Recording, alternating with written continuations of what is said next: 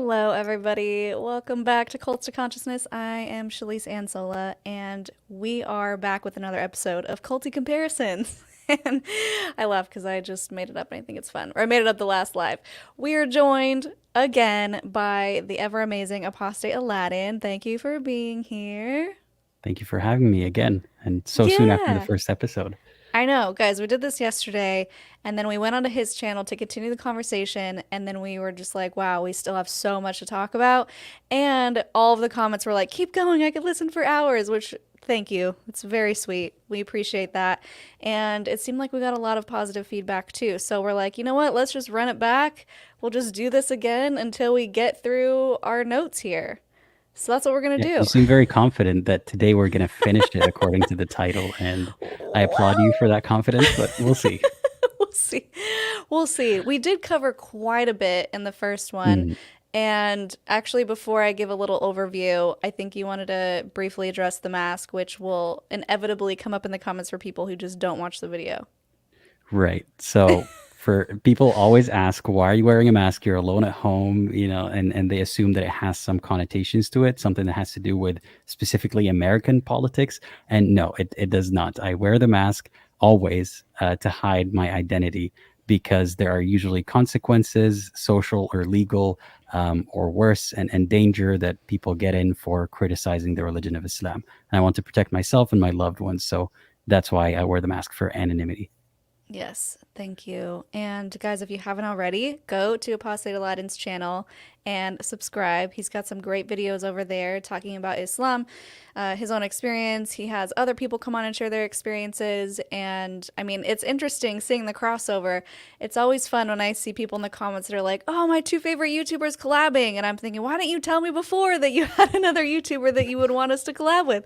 Because we just kind of happen upon people like we happened upon you. I think maybe a few people did recommend you in our comments, which is why I had you saved. And then you reached out and I was like, oh, look at that. We were already going to reach out to him. So that was kind of a happy accident. But guys, if you're listening and you have other YouTubers that you want us to collab with, please let us know. All of that to say, we do have an audience that is kind of cross-pollinated already. But in case you're not subscribed, go subscribe. Yes, please do. If you're interested in the stuff that I do, and then you can unsubscribe, but subscribe first. No, don't unsubscribe. Oh, we even have Val here. Hey, Val. We want to get Val back on the channel. He came from, we actually talked briefly about the Order, the Fundamentalist Latter-day Saint group in Utah. So we need to do more with Val too. Okay, so let's see. Someone says we need to do an ongoing collab.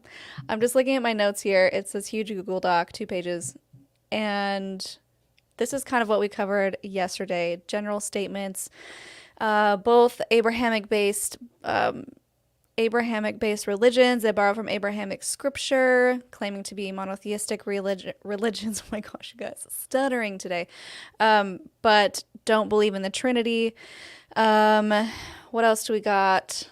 Muhammad claimed he was the final prophet, and Joseph Smith actually said, do you want to read the quote? Yeah, so this is a quote. Joseph Smith said, I shall be to this generation a new Muhammad. And he adopted as his fighting slogan the words which he thought he had learned from Islam, either the Al Quran or the sword, which I couldn't find a quote for or anything very closely related to that in Islam. But also, it's kind of a misquote. He didn't understand that Al Quran meant the Quran.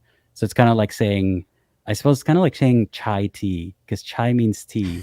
So it's like saying tea tea. Wait, I didn't know that. Yeah. Or apparently Chai is my non-bread. favorite.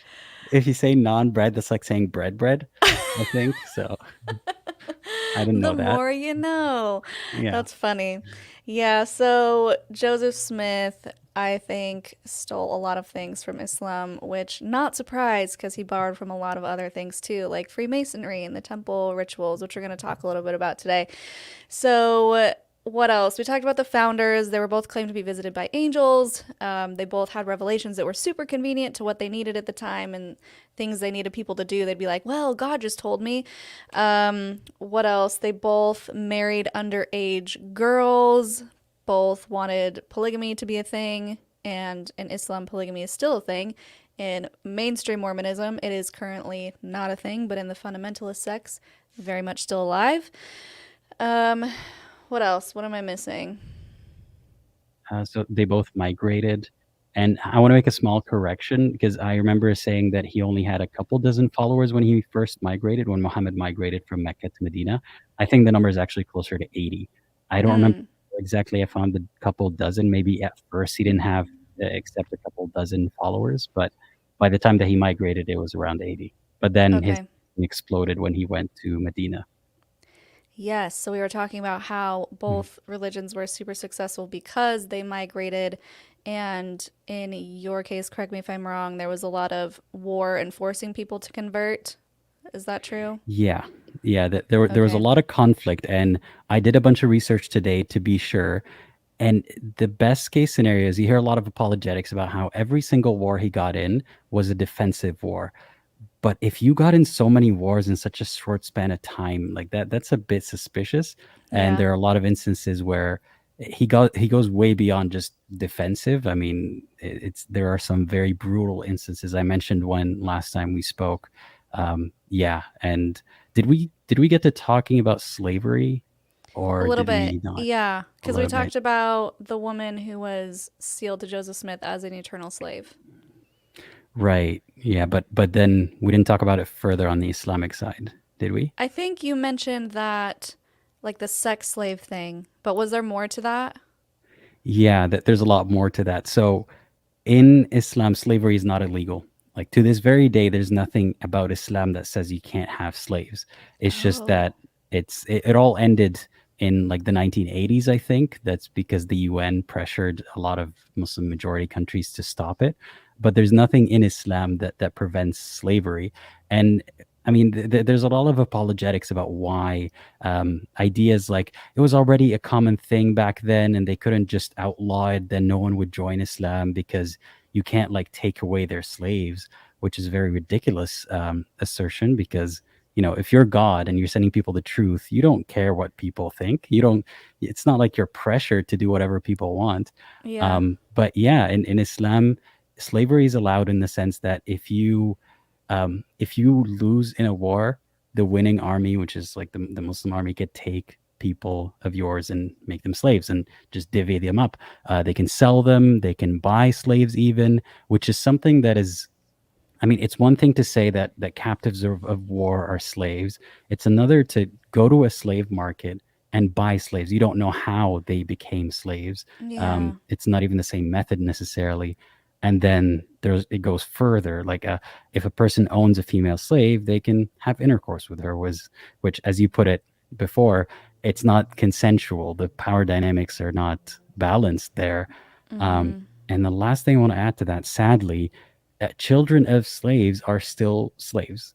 So you can effectively have like a slave factory and trade in slaves, and it's all allowed.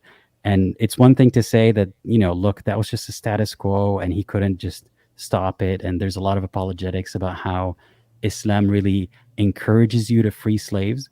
And yeah, you do get rewards if you free slaves, like, brownie points with God, but it's not mandatory and it didn't work clearly because there was still slavery till the 1980s. Mm-hmm. So it's sad that it was a chance to fix the world, but instead he legalized it. He just put it in law that yeah, that's a thing. So yeah, Hang that's on. slavery Did in you Islam. say 1980s? You didn't mean 1890s? Yeah, I'm talking like just a Like generation ago. recently? Yeah, and I'm not Whoa. saying everywhere. It's not like every country had slaves, but that Right. was a thing in a lot of Muslim countries. Like it was remnants of that. And even I think in Saudi Arabia, there were up until the 1980s. There's even footage on YouTube. It's probably too difficult to view on this stream, but if you look it up and just beware that it's sad to see. There's footage from the 1970s or 80s, like old footage of slave markets in Saudi Arabia. And yeah, Oh and my there's gosh. nothing Islamically illegal about that. Where are they getting these people in the 1970s? To be Just honest, I trafficking? don't know. Um, if we were to believe, that they were doing it just the Islamic way, then it would have to be through war or through trading. You can't go to a free person and make them your slave, but there are other ways apparently, or maybe it's a lineage of slavery that this Oh my still, gosh. existed. It's really sad. And people talk a lot about slavery in the US, the more recent version that we're all familiar with. But the Arab slave trade was terrible. It was devastating. And it's kind of forgotten about just because it doesn't exist anymore. But, by that logic, American slavery doesn't exist in that form anymore, but Mm-hmm. people still remember it. So yeah, it's pretty sad. And it's one of those things that never we don't talk about it a lot as Muslims. We're not taught a lot about it. We read verses about it maybe, but we don't think about it too much. But Yeah. if God is real, I would ask God, why? You could have done something about it. Why didn't you? Yeah. What are some of the other things that people know about and they know that that's part of the doctrine, but they just pretend it doesn't exist or just maybe don't even teach it? Like we talked last time about heavenly maidens that men Yeah. get to sleep with. More Um, slaves. Yeah, I mean, oh yeah, I guess I didn't clarify last time. I mentioned it's not even clear if they're humans. Like their entire purpose is that. So I Uh-huh. don't know personally if they have a soul. They're not like humans that existed on Earth that are then transported into heaven. They So were they're just just sex created for that angels. purpose. Yeah, I mean, but they have flesh, and funny thing is the description of their flesh. There's a lot of fetishizing of paleness in the religion, which is very indicative of the region. I guess that was exotic for the region, so that's why it was, as a sign maybe of someone not spending too much time in the sun, maybe being Mm-hmm. royalty. That or most people didn't have that luxury of being pale, because they lived in a desert. So yeah, the description is that they're so pale, they're almost translucent, like you can sort of see inside them, Ew. which is freaky. Yeah. These like angel ghost beings. Yeah. Yeah. Oh. So point is, I'm not sure if they're humans, like they're not actual real humans that lived among us, but they were created for that purpose. So do they have a soul? Can they say no? Do they have free will? I don't know. But do we have free will in heaven? I don't think we do. Um, but that's I a don't story know. for another time. Does anyone Mm. really know? Um, Speaking of heaven, we kind of talked about the levels of heaven in Mormonism. So you have the celestial kingdom, which is the top. And then within the celestial kingdom, you have three more that are like the super celestial kingdoms. It's not a real name, I just made it up. But there's different tiers. The rules of how to get there are So, all a little Celestial murky. Kingdom Pro and Celestial Kingdom Pro Plus. And light, celestial kingdom light. Yeah. Basically, to get to the highest level, you have to do things like go to church every Sunday, probably hold callings. You have to be a worthy temple recommend holding member, which means you have to go to the bishop and confess your sins and make sure you're not doing anything bad, following all the rules, which we're going to talk about the rules today. You have to go and do temple work for dead people. What else? This is a big one. You have to be sealed in a what they would call the traditional family marriage, man woman. And let's say I was married, not celestially married. I was married in the temple, and then my husband, he's not like a good guy anymore according to the church. Maybe he drinks coffee, and so he's not worthy. Or let's just give him a little higher sin. Maybe he watches pornography. Super hard no for Mormon church. So if I were to die or he were to die and we get to heaven, I couldn't get into the celestial kingdom because I have to have a worthy priesthood holder pull me through the veil by calling my secret name, and then I and then I would hear that name and be like, "That's me." Which, by the way, you get a secret name, like your true name, when you go through the temple, and no one can know it but your husband, and you can't know his name, but he can know your name, so he can pull you into heaven. But if he's not worthy, you're not getting through, which is why a lot of women feel obligated to divorce their husbands if they're not following the rules, because it literally affects their salvation. So, So yeah, there's a what if we mouthful flip that for you. around? What if the wife is the coffee drinker or whatever, enjoyer? Well, Um, it yeah. doesn't really matter because your bro's gonna get through into heaven, and then he's just gonna get a bunch of wives assigned to him because polygamy in heaven is required. Right. Well, how do Mormons explain that that clear preference for males or that difference in how they're treated, males and females? They just say men and women have different strengths, and we love the women and we respect the women, and the women should raise the children and have the babies, and don't talk too loud, and try not to insert your opinions, and probably don't go to college because you really should be getting on having those kids because there's souls up there waiting to be born, and they need you, mom, to bring them down to earth so they can be Mormon. So the thing is, there's been a big movement where women wanted more equality in the church, even if that just means being able to speak in general conference, which happens twice a year. All of the higher ups of the church get together and they speak for God, and everyone's supposed to tune in and listen. And usually there's like two women out of, let's just say, 15, 20 men. It's probably more. I haven't watched in a long time. I try to forget those things, but it's really unbalanced. And so, even just, they'll say, well, we have the Relief Society, which is a women's organization. It was founded by Emma Smith, Joseph Smith's wife, first wife. And they're like, yeah, it's meant to help and raise up women. All that's great. And yes, we do have that, but it's still overseen by men. They can't make any decisions on their own.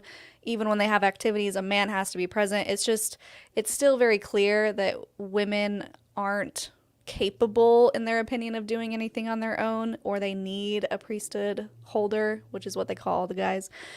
So yeah, it's clearly misogynistic, and even the temple ceremony was changed where it used to be the woman would swear her obedience to her husband and her husband would swear obedience to God, and they recently changed it. So, I mean, baby steps, I guess, but yeah, it is what it is. Yeah, I'm trying to draw parallels with Islam, but when you first said that meeting that is twice a year, in Uh-huh. Islam, men and women are not supposed to be in the same place. Like when you go to the mosque, there's a men's section and a women's section. I don't know if I Oh. made that clear earlier. Mm-mm. That's not like an extremist mosque. That's every single mosque ever. Men and women do not mix. And maybe somewhat understandably, the way that women are viewed as sexual objects or temptation or lust for men, it makes sense because in the prayer, I mean, it makes sense to separate them in that context because in prayer, they kneel down, they bend over, and if you're not even supposed to look at a woman, imagine having one in front of you bent over. So in Islam, that's a big no-no. But even beyond just going and praying at the mosque, they don't mingle inside the mosque. Like it's a completely different section. You don't even see the women. Kind of like what I was describing with my school. Mm-hmm. That's what the mosque is like. And I was thinking about women in higher positions or in position of government. I mean, thankfully, a lot of the countries that are majority Muslim now have some elements of secularism, even though they might also have elements of Islamic law, or that would, take precedent, even if unofficially sometimes. So there are women in government, but according to Islam, women should never rule. Like there's not a lot of room for women in government, let alone as a leader. Like there's a hadith, a saying by Muhammad where he said that لن تفلح قوم something led by imra. So a people will not prosper if they're led by a woman, and that's just something that he said. So yeah, women are He just flat out infantilized a said lot it. in Islam. Yeah, he just said it. Um, like they will never Interesting. prosper. But we clearly see nations today that have women in government and even as prime ministers, and that are doing pretty well, especially compared to a lot of Muslim majority countries. But with believers, there's always a way to explain that away as well. Mm-hmm. They get their God is testing them. He's giving them all that they want in this life, so that in the afterlife he can punish them even harder, or he can say, "I gave you everything. What's your excuse?" But yeah, to sum it up, women in Islam are also like sort of a lower tier, except it's not framed that way, of course, but they are Mm-hmm. at a lower tier. Um, there's even a verse that says it, and in that same verse, it says that a man can beat his wife if she disobeys. Um, But in that verse, it says that men are dominant over women, or in a more softer translation, caretakers of women. It's verse 34 of Surah An-Nisa, of the Surah number 4, chapter number 4, verse 34. And even in the most soft explanation and interpretation that men are caretakers over women, it's said in a very infantilizing way. Like there are a lot of rights that men have over their women, and yeah, there's a clear imbalance there. And there's also the same excuse that men and women are just built different. There's each has their virtues and each has their power, and we need each other, but we're just different. And I've always wondered, why did God create us that way then? Couldn't God create two genders that were very, different, but not in a hierarchy, like in a hierarchy sort of way? um Yeah. yeah. Yeah, the patriarchy. I don't love it so much. And it seems like in most of the religions that we cover or groups that we cover, even if it's just a family cult, they use the patriarchy as an excuse to push down, abuse, and, like you said, infantilize women and children. And I don't like it. So, yes, gender roles are very much a thing in Mormonism. It used to be that, so I say they used to be, so I'm giving them credit. They are changing slightly, but it used to be that men, not men, boys would go on missions when they were 19, and then girls couldn't go until they were 21. And I was told that it's because they want the girls to get married instead of going on a mission. And if you're not married by 21, I guess get out there, go convert people. So they're really encouraging you to get married young. They just reduced the limit. So for boys, it's 18 now. And we know that reason is because boys were going to 1 year of college when they graduated high school, messing up, and then they had to wait a whole other year to repent before they could go out. So, yeah, they're sending out kids basically to go on missions. We did an interview with my cousin who went, and she talked about her experience and how it was awful. So much medical neglect. She basically had no money for food. It was just, anyways, you can go check that out. It's with Keely. Babe at home with a with the little one. Can you drop the link to that? He's at home moderating. So, okay, what else were we talking about? Gender roles. Is there anything else within that category that you wanted to mention? um I mean, I want to mention that I know women in my life that are strong and capable, and my mother is one of them. So I'm not saying that in Muslim countries it's impossible for a woman to work hard or to be educated. Of course, it is possible. What I'm Mm-hmm. saying is that it's easy to use the religion and not even abuse it, or stretch it. It's very easy to use the religion verbatim to restrict women in that way. And I'm Mm-hmm. glad that there are women who are able to do more than what the literal translation of the religion or the literal application would allow them to. Um, Mm-hmm. for example, a man, there are a lot of interpretations that say that a man can decide whether or not his wife can leave the house to go visit her parents, even. Like that's the degree of control that he can have. Wow. Thankfully, a lot of people don't live that way, but unfortunately the problem is that some people do, and there's nothing that can be done to combat that. Like there's no law in most of these countries, or all of them, that says you are not allowed to control your wife to that extent. It's not considered abusive, especially that in many cases she somewhat agrees to it because she thinks that's what God said. Mm-hmm. And there's a lot of pressure tactics like these. Like this one's a very gross one, but I'll try to not be graphic about it.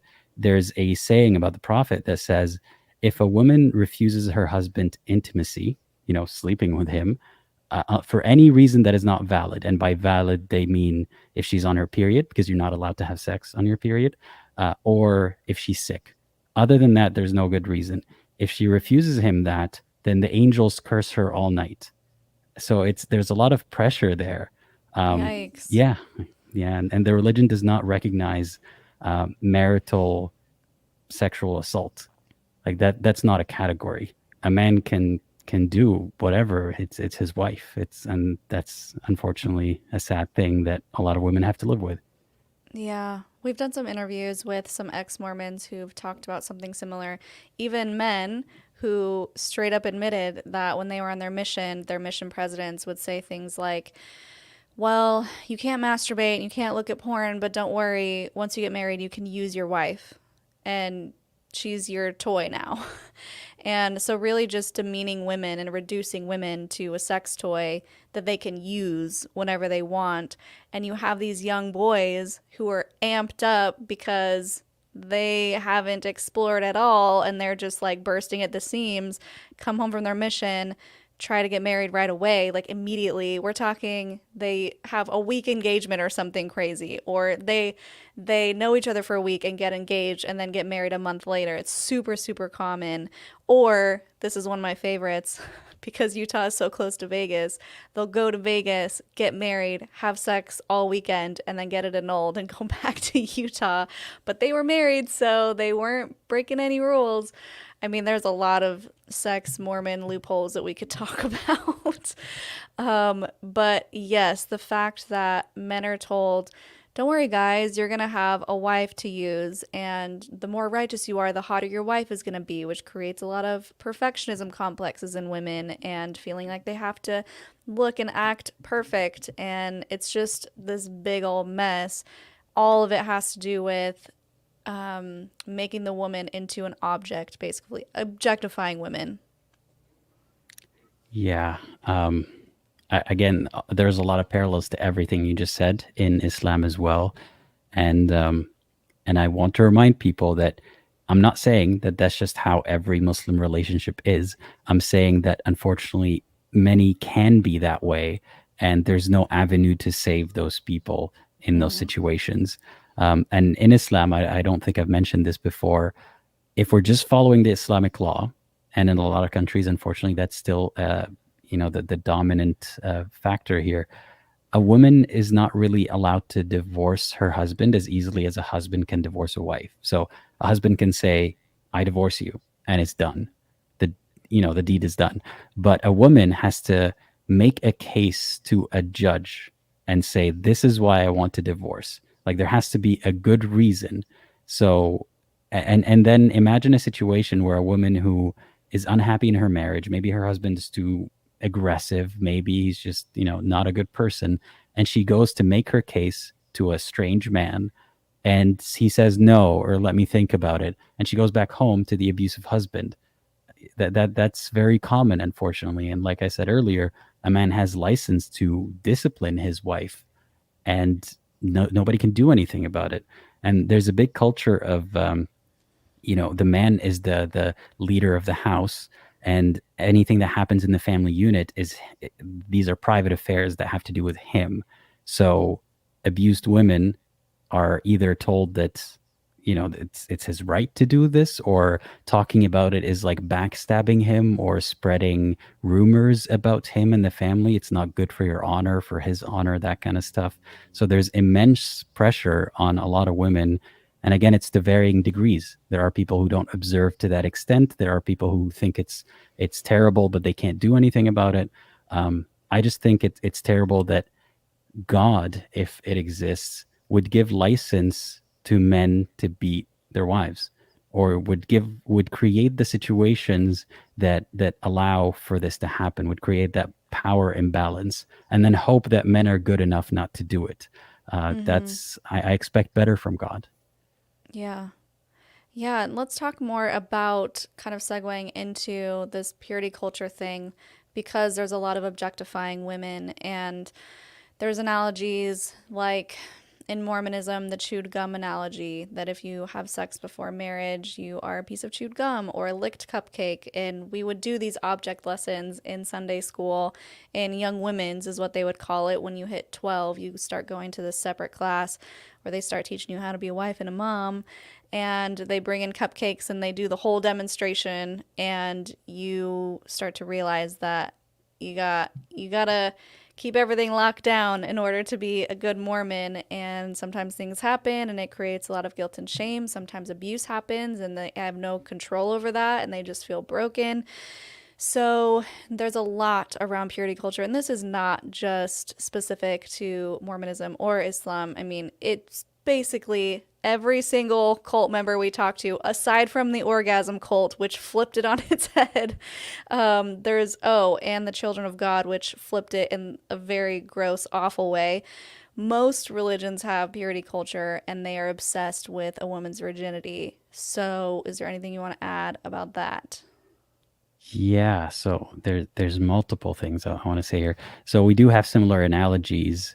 I don't know how old they are, but at least I've heard them in my lifetime about not even a woman who's had sex, just the how covered a woman is. So the uncovered woman is like an unwrapped candy that's either, imagine the lollipop, it's a little bit moist maybe, and you just throw it on the ground. You'll have dirt stick to it. Maybe even, bugs would start licking it.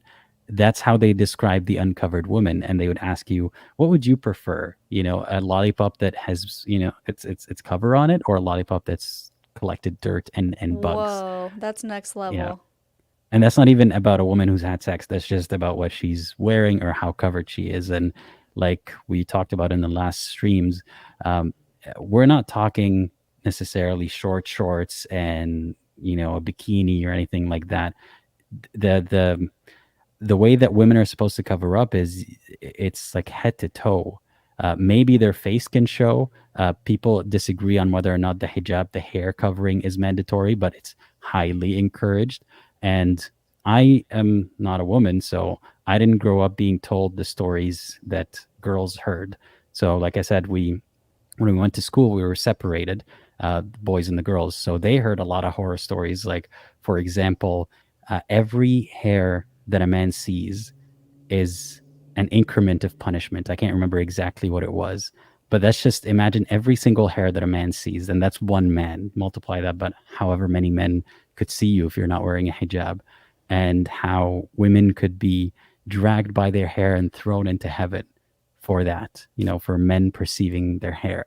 There's Wow. this big like obsession with hair being a part of a woman's private parts almost.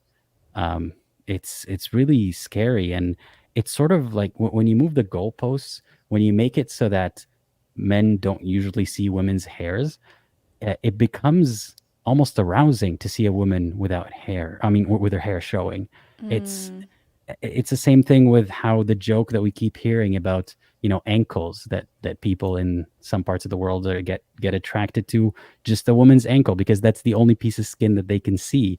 When you keep shifting the goalposts, it becomes arousing to see what is normal in other places, and they see that arousal as a sign that they're right, that yes, we should cover that up because guys get aroused when they see a woman with her hair loose.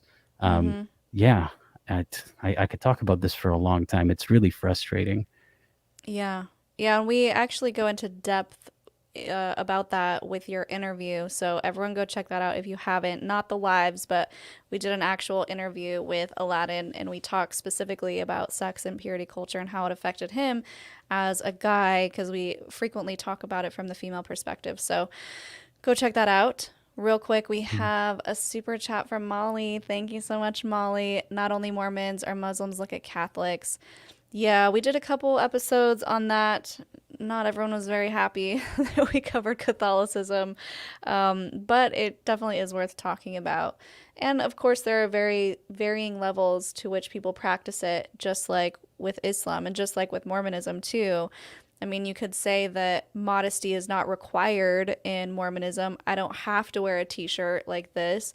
But if you don't, you're looked down upon, or you may not get a temple recommend, or if you have your garments, which we talked about on your stream, the t shirt and shorts that you have to wear once you go to the temple under all of your clothes, you have to be modest because if they show, then you're basically sinning. I don't know a better way to put it. Mhm. You're disrespecting God by not keeping your covenants, is what they would say, keeping your covenants. So, right, varying levels of degrees that people practice.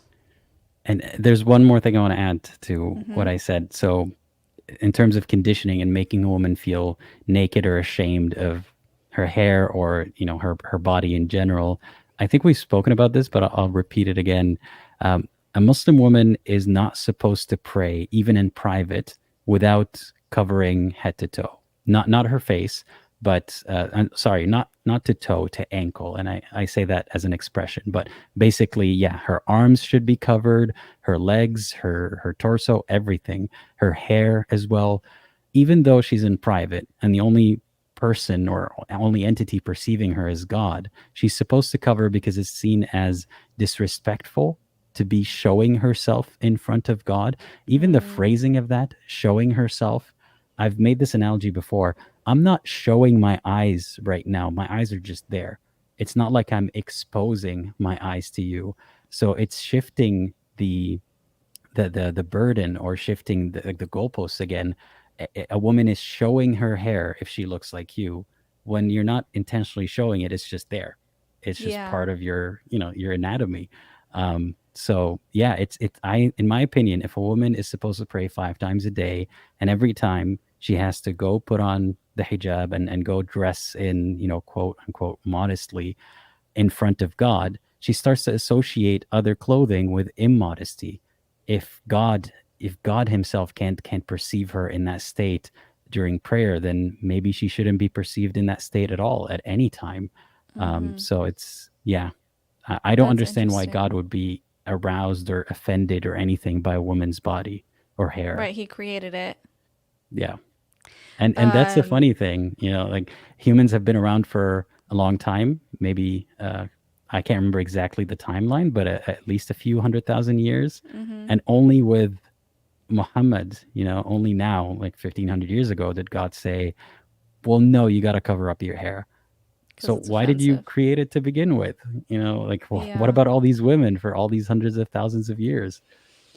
There's something Yeah. similar in Mormonism in the temple ceremony where totally different, totally different scenario once you get in there as far as what you can wear. And I saw it once because I went in there to be sealed to my sister. She's my half sister. She was getting sealed to my parents. And I think I was like 9 or 10 or something. And I walked in and I saw everyone dressed in their garb. And I was like, what in the world? So, to describe it, I'm going to, the best from my memory here, and I'm trying to visualize it. So, it's all white, men and women, except for this bright green, it's like an apron that you put in front, and it's supposed to signify the Adam and Eve leaves. Like, there's actual leaves that are kind of embroidered onto it. And then you have to have like the long sleeves, I believe. I don't think they can be short. I think they're to the wrist. And guys, correct me in the comments if I'm wrong, if you've been to the temple many times. Very high necklines for the women and for the men. You have to wear stockings and little white slippers. And then the women have a veil, the white veil. And when they go to do certain ordinances or different, I guess it's just called ordinances in the temple, they have to cover their face with the veil. So they're not allowed to do it without covering their face. And so it's kind of the similar thing. I've heard women who've gone say things like, why do I have to cover my face to pray to God? That feels so weird. It feels like why can't I just be myself and be uncovered like the men can? Oh, and the men wear a baker's hat. That's a fun little cherry on top. Uh, Definitely go Google that if you haven't seen it before. It's very interesting. I I have to. dodged that whole thing because I didn't go to the temple. I left when I was 19. I almost got married around that time, but I dodged that too. Story for another day. So I didn't have to get the garments or do that part of the temple ceremony. I only witnessed one, and then I did baptisms for the dead when I was younger. So temple ceremony things, is there anything similar for you? So before I answer that, I'm reminded of a sketch by, or a song by this sketch group called The Whitest Kids You Know, and the song was "God wants you to wear a hat." And they just saw a montage of, like, they show a montage of a bunch of different religions and all the hats that they wear. And it's just a Nice. funny image. Yeah. Yeah, it seems like God wants you to wear a hat. That's just the Uh-huh. thing that God likes. So you're asking about rituals. So this ritual is for prayer, whether you're doing it at home or at the mosque. You're supposed to wash parts of your body in a certain way repetitively, like 3 times, which is one of the many reasons why some people think that the prophet had some form of OCD. He was a little bit particular Mm. about some things. but he's not here, so we can't diagnose him for sure. But yeah, you have to wash certain body parts, your face, your arms, your feet. Um, Fun fact, if you use the bathroom or if you fart, you're supposed to do it all over again. Oh Uh, no. yeah. Sorry, I just imagine that must be kind of tricky. And, people, yeah, I mean, if you do it during prayer, it cancels your prayer. You have to start over. You have to go do the ritual and then come back and pray. So you could do that at home. You can like prepare all this at home, but you can't fart till after the prayer is done, all the way to the mosque. So, or you can just go and wash again at the mosque. And what's funny Yeah. is it's like I see one side of it is it's encouraging people to be clean. There's no harm in washing yourself that way. But the trigger for you going and washing, you're not even washing the part where the fart came out of, so it's not actually cleaning that part. Right. Mm-hmm. Um, but yeah, it's one of those things that you gotta do, and then there's degrees of it. So you can go and just pray the prayer at the mosque, but if you want to be like the prophet, then there's a certain number of prayers and that you should do before the main prayer if you want to be more like the prophet and get extra reward, but it's not Mm. mandatory. Um, so that's just to go like to a regular mosque or to even to pray at home. But if you go do the Hajj that we spoke about before, the pilgrimage, there's a lot of rituals there, including something that is, I assume, borrowed from pagans, which is throwing stones at a large stone wall that is supposedly where the devil is hung up to be pelted with stones, and a bunch of other stuff like that. And it's funny to look at it now that there's so much imagery that looks like idol worship and looks like paganism, but Islam is so anti-paganism and so anti-idol worship. It's just that whatever happens in Islam has some other meaning, and it's not idolism, guys. Trust me. But yeah, there's a lot of rituals there, and yeah. But for the mosque, it's just the one that I described, pretty much. Okay. So you don't have anything where you don't know it exists or you're not able to be privy to it unless you are super worthy and someone gives you the green light to go experience it. Not exactly. I mean, the one thing that's similar that comes to mind, and again, this might not be something that all sects of Islam believe, is that God has a name. So in Islam, God has 99 names. And sometimes people would have like it would be on some kind of plaque or a poster, and they have it framed and they have it in their home. And they're all descriptions of God. But there's one name that's not mentioned there that's called God's greatest name, and nobody knows what it is. But apparently, if you're if you worship enough, if you are good enough of a Muslim, God inspires you to know it. And if you know it, you can ask God for almost anything, and God will bring it to you. And I, even since I was a kid, I asked, well, isn't there one good Muslim out there who could ask God with his great special name to stop the wars or something? But apparently Great not. question. Yeah. But that's maybe the one example I could think of, if you're enlightened enough or if you get to that degree, then you'll know it. But it's not Mm-hmm. like it's a name that people can look up and they're just not telling you about. Yeah. Um, and yeah, it's funny how people actually believe that it exists and nobody knows it, but it exists. Trust me. Yeah. Interesting. Okay, let's get back to the rules. So we talked a Hmm. little bit about purity culture. Yours was far more extreme than mine. Maybe do you want to give a little bit of context? I know we went into depth on your episode, but maybe just a quick overview of what that's like. So, I, if you want to know all about this part, you should watch that episode because we talked about it a lot. Um, and if you want to watch a shorter version of it, I have a video on my channel. It's a shorter version of that chat.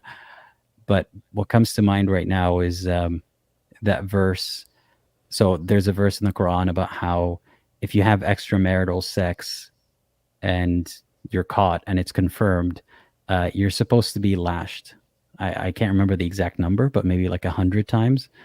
Um, and there's another verse about how if you are someone who has had premarital sex, you have this label of a zani or zania, And it says that if you're one of those people, if you're a guy, you can only marry one of those people, those tainted, people who had extramarital sex, um, and or a polytheist, which is funny and weird. Like, what's the equivalence between being a polytheist and having extramarital sex? Mm-hmm. But I think it's meant to maybe demean polytheists and demean people who had extramarital sex. Mm-hmm. But anyway, it's to say it's frowned upon would be an understatement. It is punishable. Um, so yeah, and men, obviously you can't really prove that a man is not a virgin because there's nothing in our anatomy that would indicate any of that. But on the other hand, with women, and I'm talking about more recent history, I don't know what happened during the days of the prophet, but there are people, unfortunately, where it's almost a ritual for them that on the night of their wedding, they have to show a cloth with blood on it to prove that the woman is a virgin. And as you know, women can break their hymens In other not even ways. during sex. Yeah. Um, and it's difficult for those women because they have to prove that they're virgins, or they have to be afraid that what if my husband doesn't believe me? Um, there's even talk of sometimes like virginity exams and stuff. And again, I'm not saying that this is exactly Mm. from the religion, but it is something that was Cultural thing. inspired by it. Yeah. Mm-hmm. There's a lot of importance that's put on women's virginity and purity, and a lot of it would have to do with the honor, basically, of her or the family or the men in her life. And unfortunately, and this is not exactly something that's from religion, but it happens that men would take revenge on those women, be it, their daughter, their sister, their cousin, whatever it may be, if they hear a rumor or know that she had had intercourse. And sometimes it's so bad that sometimes when a woman is assaulted, she's either paired up with the person who assaulted her, or she is treated as if she is broken, and she made a mistake there, and she's Mm. blamed for a lot of it. And again, to clarify, not all of this is explicitly from the religion, but it's the ecosystem that the religion created and Mm-hmm. doesn't discourage. It doesn't put in any measures to stop that from happening. And one can blame humans. One can say that, God is perfect, humans are not. But I would think a perfect religion and a perfect system would anticipate that. A perfect God would know that if you give people these tools, people are going to turn out, or a portion of them are going to do this. And Mm-hmm. unfortunately, Islam left me very disappointed in God's foresight. Yeah. There's so much victim blaming in many religions. And in Mormonism, there's some quotes from prophets or higher ups saying, if you are to be assaulted and you don't fight back, it's better that you die. Or, okay, we of course want to take care of the people who've been assaulted, but may we not question what they did to deserve it? Or may we not forget that they probably did something to provoke it? And all of that is just so, so, so wrong. All of this victim blaming. Um, Val, I have a cousin, she got in trouble for not bleeding for her first time. Later on, she heard that a lot of the women would clench their legs together really, really tight to make sure they bleed. Oh my gosh. Oh, yeah, Val comes from the order, which I briefly mentioned, a fundamentalist sect of Mormonism in Utah. And they're one of the more extreme ones where they're marrying half sisters and nieces. And yeah, go watch Val's episode. It's very good. Um, Okay, so let's get back to some more of the rules. So I'm I just gonna. thought of one Oh, more go thing ahead. Yeah. about that. So to contrast how, men and women are viewed in Islam, there are stories about the Prophet from the Hadith, from the sayings of the Prophet or the sayings about the Prophet, about how he would sleep with all of his wives in one night. And Oh. yeah, and how he had the sexual strength of I don't know how many thousand men, and about how in heaven your sexual strength will be this, this much. So there's no shame in those scenarios to talk about how a man gets laid, or a man, this guy gets a lot of ass, to put it colloquially. But you can't say that about a woman. Like, imagine a woman saying, yeah, I slept with my husband so many times that night. Even that, even though it's her husband, that would be seen as shameful. Like, why are you talking about your Oh. sex life? But the prophet himself was bragging about it, or his fellows were bragging on his behalf sometimes. Or there's a hadith, a saying about one time he was sitting with his buddies, and then a woman passed by, and then he got up, and then he returned, and he told them, when you see something that arouses you, go sleep with your wife. So it's just, it's weird. Like, keep that to yourself, man. That's not a good look.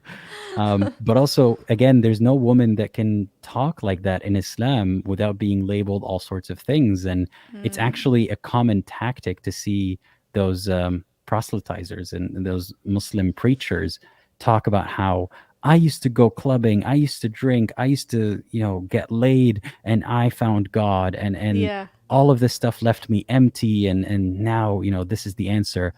I mean, sure, it sounds like you had a miserable life to begin with. Like, you weren't seeking the right things in life.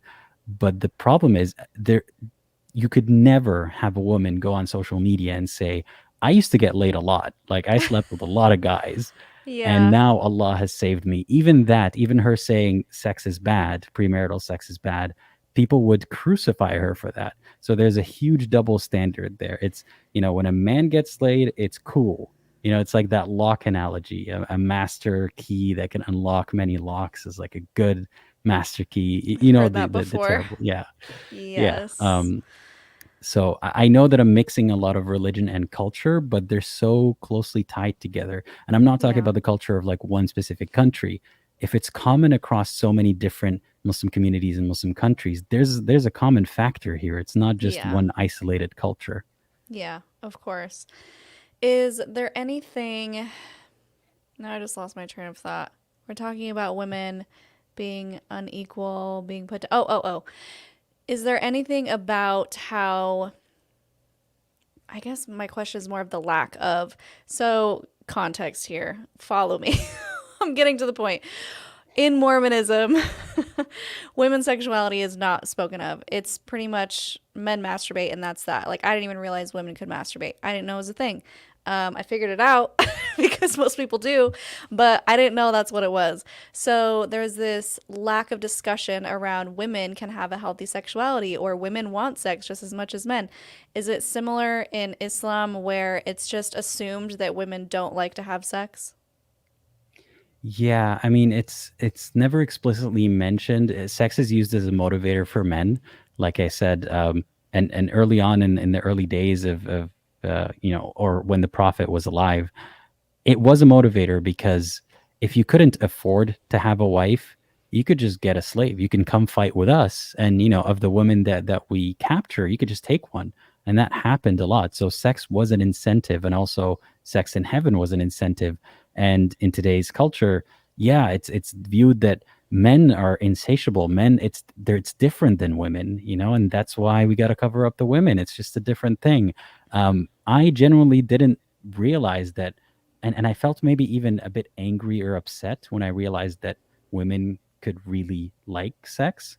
I know it sounds counterintuitive, but if I heard a woman brag about, her sex life, um, or that she likes good sex, I would think that it is somewhat insulting to me, even though she's not, my girlfriend or anything. I had this idea that women should not behave that way, and that she's an exception. And it took me a while to, deconstruct all of that. But yeah, women in Islam, it's really neglected any mention of their sexual pleasure. I mean, some might argue that a woman could make a case if her husband is not sexually capable. She could make a case for divorce, perhaps, maybe. Like, that's the extent of it. But Mm-hmm. other than that, it's the men's lust that is, paid attention to, and women aren't seen as, it's shameful for a woman to love sex that much, but it's not shameful for a man. It's just his biology. It's interesting because women are sexual beings, which is why they have to cover up because they're so tempting, but yet they're not supposed to like sex or want to be a part of it. Yeah, it's confusing, isn't it? And Yes. yeah, I Did you want to think say that something else? yeah, I think that maybe one reason a lot of Muslims or Muslim men specifically think that women don't like sex is because them and their partner, when they get married, they're both inexperienced if they did not have sex or any sort of contact that way before marriage. So they're each other's first partner and first time. And maybe women just accept that, guys can climax more easily and that's just the way it is. Maybe it's just not meant to be for me. So a lot of Muslim women are just not they're not familiar with self-exploration or Or having a good good sex. sex. Yeah, exactly. Yeah. So it's just a given that, well, we're created different. It's just that Mm, no, she hasn't tried different things or figured out herself, what works for her, yeah. because she's not supposed to do that. And Yeah. yeah, there's She also hasn't figured Mhm. out, and then he hasn't learned how to properly do it either. Yeah, because I mean, if you have if you live in a society where you can have a relationship without necessarily getting married, and over time you realize this person's not very good at it or they're not willing to learn, you can leave, and then they realize, oh, you know what, that was a reason, okay, maybe I need to work on it. But in a marriage, like you're stuck together, and divorce is not easy, and especially not easy for women to initiate. That's it, lousy sex forever, and Mm. yeah. Even when um you're married, are you allowed to seek education, sex education, or is that still taboo? I don't know if it's explicitly disallowed. I know that there were efforts to, from Muslims to talk about sex in a way that's, within marriage, but this is how you can learn. And they have to use analogies. They have to use, they can't show anything explicit, of course. They have to be very careful about how they say it. But even that is viewed as taboo. It's one of those private matters that you should handle inside the house. So it's not explicitly Mm, said you can't have sex ed or you can't talk about how to improve sex, but implicitly people don't talk about it. Um, that's a bummer. and yeah, and there was one brutal thing that I have to mention Mm-hmm. because I would feel bad if I don't. Um, I would be doing a disservice to all the victims. Uh, Female genital mutilation, unfortunately, is a thing Mm, that it's not practiced everywhere in the Muslim world, but it is not uncommon either. And it's not exactly clear. It's not from the Quran, from the main book that it says you have to do it, but it is inspired by a lot of other texts from the hadith and so on. And part of it is to remove the lust or remove the woman's enjoyment of it, so she doesn't, I don't know, so she doesn't maybe cheat or she doesn't have sex or she doesn't self pleasure. And it's very harmful, and unfortunately it's practiced in a lot of places. that's right. Yasmin brought that up in her interview, and I completely forgot about it. So, not only do they think women don't have sex drives, they actively don't want them to enjoy sex because they're cutting off their clitoris, and that's absolutely insane and awful. And I'm so sorry for anyone who had to go through that. I can't even imagine. And they're doing it when they're like older, right? They're not even, I mean, it doesn't matter. It's still wrong. Um, wow. Yeah, that's awful. Mhm. So, one thing that I was going to ask, what was it? Oh, are there any rules around oral sex being wrong even within marriage? So from what I remember, it is it's not classified as not allowed, but it is classified as disliked. It there's a difference of Disliked by opinion. who? God. Sorry, I had to. Okay. No, it's funny because the word is makruh. Yeah, disliked. Like, and it's implied by someone, and the someone is God, the rule maker. But if God doesn't like oral sex, then don't have oral sex. No one's asking you to. But I Uh-huh. guess God likes to be in everyone's business and bedrooms as well. But yeah, there's difference of opinion. It's not outright disallowed. Got it. There was Yeah. something in the 80s where they told everyone in Mormonism, married couples, hey guys, you can't have oral sex anymore. It is wrong and you shouldn't do it. And everyone was like, I'm sorry, what? And it didn't last very long because no one was going to do that. They were like, hard pass, we're not listening to that. So, anyways, I just wondered if that was the same for you. Okay, so I have a bunch of super chats that I need to acknowledge. Thank you guys for being patient. I know I'm not interacting with the comments as much. I'm just so like focused in on this conversation. Lissa, she's always one of our biggest supporters. Thank you so much, Lissa. She said that she accidentally turned her phone to Arabic and had to do a factory reset to get it back to English. And the reason is because her brother-in-law is Muslim and they've been learning Arabic. So that's very exciting. Thank you, Lissa, for sharing. I saw your comments over on Aladdin's channel. We appreciate you watching and supporting. And And sorry about we your phone yeah. data that you had to lose, but Oh, right. Oh, I didn't even consider that. Oh, no. I All hope you the have pictures backups. and I really hope you context. do. Yeah. Yes. Here's a question from Laura. She wants to know, are Muslims superstitious? So with a question like that, I have to always disclose. I can't say are Muslims or Muslims are this because it's a huge, huge group. So Right. it depends. But for the biggest part, there has to be a certain degree of superstition because, one can argue that belief in God and angels is superstitious enough. But no, there's also if you're a Muslim, you're supposed to believe in every verse, and there are verses that talk about black magic, and every Muslim is supposed to believe in jinn. It's the same concept, I suppose, as like similar to the genie from Aladdin. Yeah. Um, and jinn could be good, they could be bad, and then there's the devil that's also one of those characters that's invisible, and the angels. So I would say that if a Muslim knows their religion well and they believe it, then yes, they by definition have to be. So a lot of them can be, yes. Interesting. Yeah, in Mormonism, they definitely say no occult practices whatsoever. Don't even think about ghosts. Don't even tell ghost stories because you will invite in demons and spirits Hmm. and the Holy Ghost goes to bed at midnight, so, you better get out of that boyfriend's house. But at the same time, they practice, like I mentioned on your channel. Oh my goodness, little kitty! Oh, so cute. I got my, I which summoned is a it? ghost. I got my wiener over here. I can't They say that. they Um, believe in patriarchal blessings, which I mentioned on your channel, where you have to fast for it, and there's a patriarch in the ward who puts his hands on your head, and he is supposed to give you a message directly from God about your future, which is literally a psychic reading, a mhm. future storytelling thing. But they use it to kind of manipulate you, like they say your patriarchal blessing will come true if you're worthy and if you follow all the rules. And it can be really harmful because they'll say things like, you're going to have many children.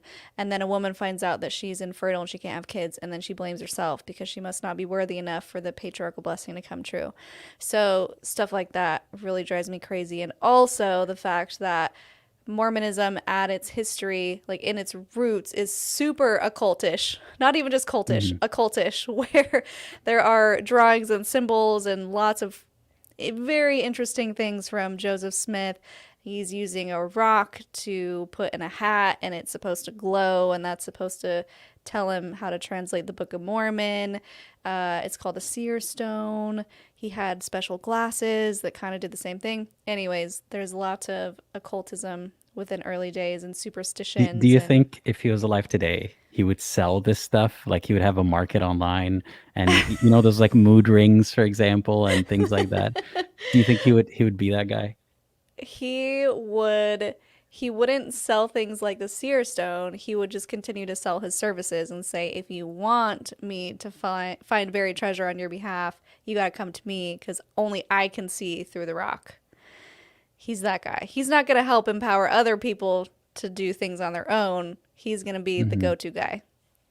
But then with the internet and everything, I feel like that's a lot of potential. And if he's kind of a scam artist type of person, as you describe him, then I think it would have bigger aspirations than just, seeing one client at a time. I think he would have live streams and ask people to like send super chats and stuff like that. He probably Um, would. I mean, he did run for president, so he was a guy with high aspirations. yeah. Okay, Joseph Smith would be in jail with Keith Raniere. Yeah, seriously, from Nexium. Jeez, I hope he would. We have another super chat here. Mustafa, one video that always gets me is the Mormon cartoon Endless Celestial Sex, my favorite line of all time. Wait, I need to know, is this a Mormon sanctioned cartoon or is this a satire? It sounds like satire. Either way, I need to watch it immediately. Please leave the link.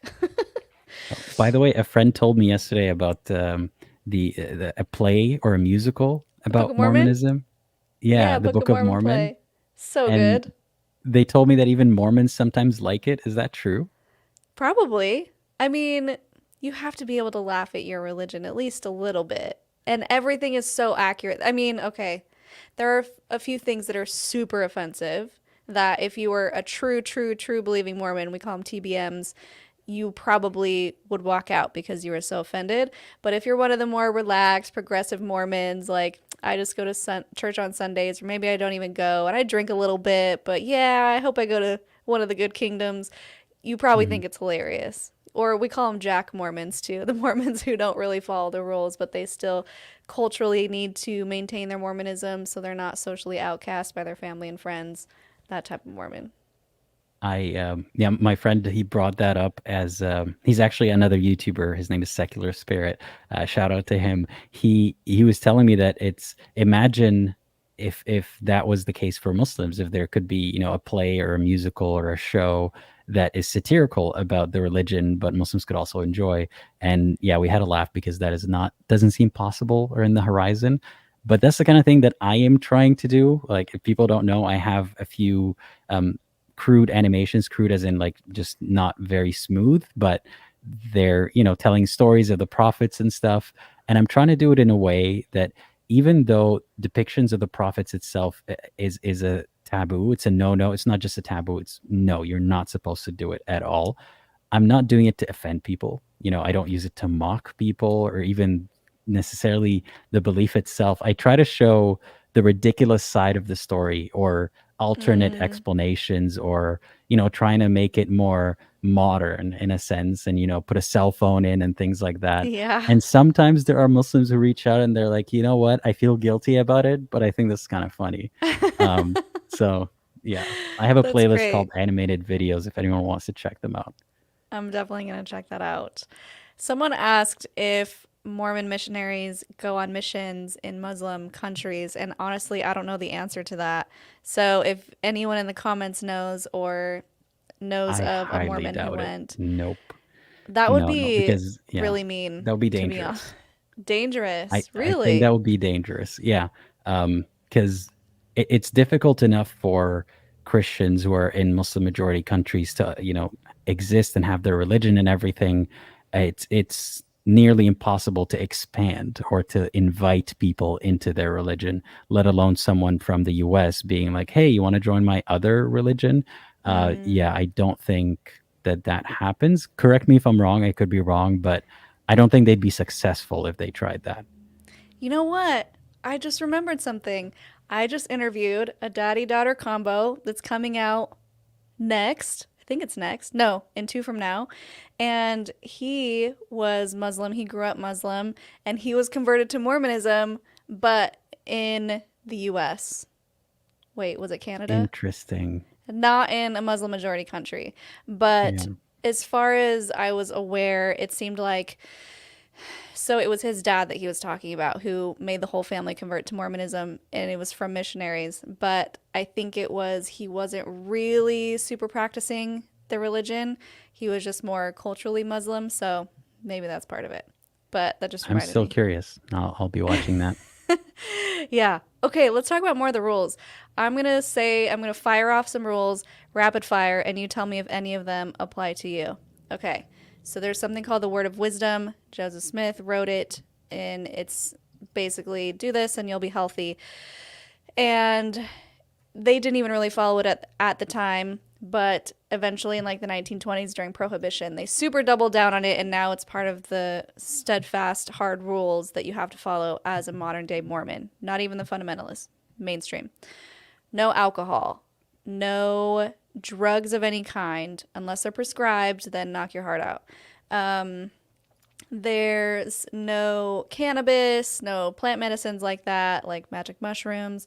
Um, it even says eat meat sparingly, but no one really follows that. And for some reason, that's not really a rule. No coffee or tea. What are some of the other word of wisdom things? I think those are the majority. Any of those for you? Uh, no alcohol. But the funny thing is, Islam didn't just come out and say no alcohol. At first, it was like don't pray while you're drunk, and then he gradually changed things to yeah, no alcohol. And the explanation Oh, is that if he just came out and said, "Hey guys, no alcohol," then people would not have listened to him. So he had to, ease slowly it ease him in, in. and possibly it could be that at first he wasn't sure if people would join, and he didn't have a lot of power, and then once he did, he was like, okay, that's it, no alcohol. But it's and some think that he had a similar approach to slavery is what the apologists say, but he never said slavery is bad or don't do it. Like he didn't phase it out. He just Hmm. put in mechanisms where it'll be nice if you let a slave go. You get some good points here and there, but he didn't phase it out the way he did with alcohol. But yeah, anyway, no alcohol. There's nothing said explicitly, as far as I know, about weed and the other stuff. Uh, but my understanding is if it's something that alters your state of mind, no. But what's Same. funny is that that applies to cigarettes, and there are a lot of Muslims who smoke cigarettes, and Hmm. it's not viewed as a good thing, but it's not viewed explicitly as like, no, you're not allowed to do that religiously. Or coffee, like that, that's fine. So it's not as extreme it sounds as it is in Mormonism, but the punishment for it is extreme. So if you get caught, it's not just that you get scolded by your priest or whatever. Um, there's legal punishment for it in the Muslim world. Legal punishment for smoking cigarettes? No, for drinking alcohol. Sorry, I was Oh, mixing up the things. Yeah, for what would the for punishment alcohol. be? Um, I'm not sure exactly. I think as per Sharia, it might even be as severe as lashing. Now, these days, it's not applied that way because you've got tourism, you've got in some places you have bars in Muslim majority countries I that was are gonna supposed to be ask that. for yeah, not every country has those. Like Saudi Arabia recently started introducing, possibly, don't quote me on this, but I think they might be introducing it to some hotels and specifically for non-Muslims. I know that in other countries in that region, they require to look at your ID, which by the way, your ID has your religion on it, which is Okay, a I was crazy just gonna concept. ask. You're reading my mind. I was like, but how would they Yeah. know if you're Muslim or not? Your Whoa. ID, my IDs have Muslim on it. And that's why when people say there's 1 point whatever billion Muslims in the world, yeah, because I can't change that. I can't just walk into a government office and be like, yeah, just remove that. Maybe I can change Why? it to Christian, possibly. Like maybe they'll let me do that. But it's not a concept to tell them, yeah, I'm irreligious or I'm an atheist or something like that. That's just not a thing. And it would be inviting more trouble for myself because if I get stopped at a checkpoint, it's not even a religious checkpoint, it's just a checkpoint. I might get picked on for having an ID that doesn't say Muslim. So yeah, it's the fact that religion is on your ID in a lot of these countries is I didn't realize that that was weird, but it is. Yeah. Interesting. The only similarity, and it's nowhere near as extreme, but it's kind of the same.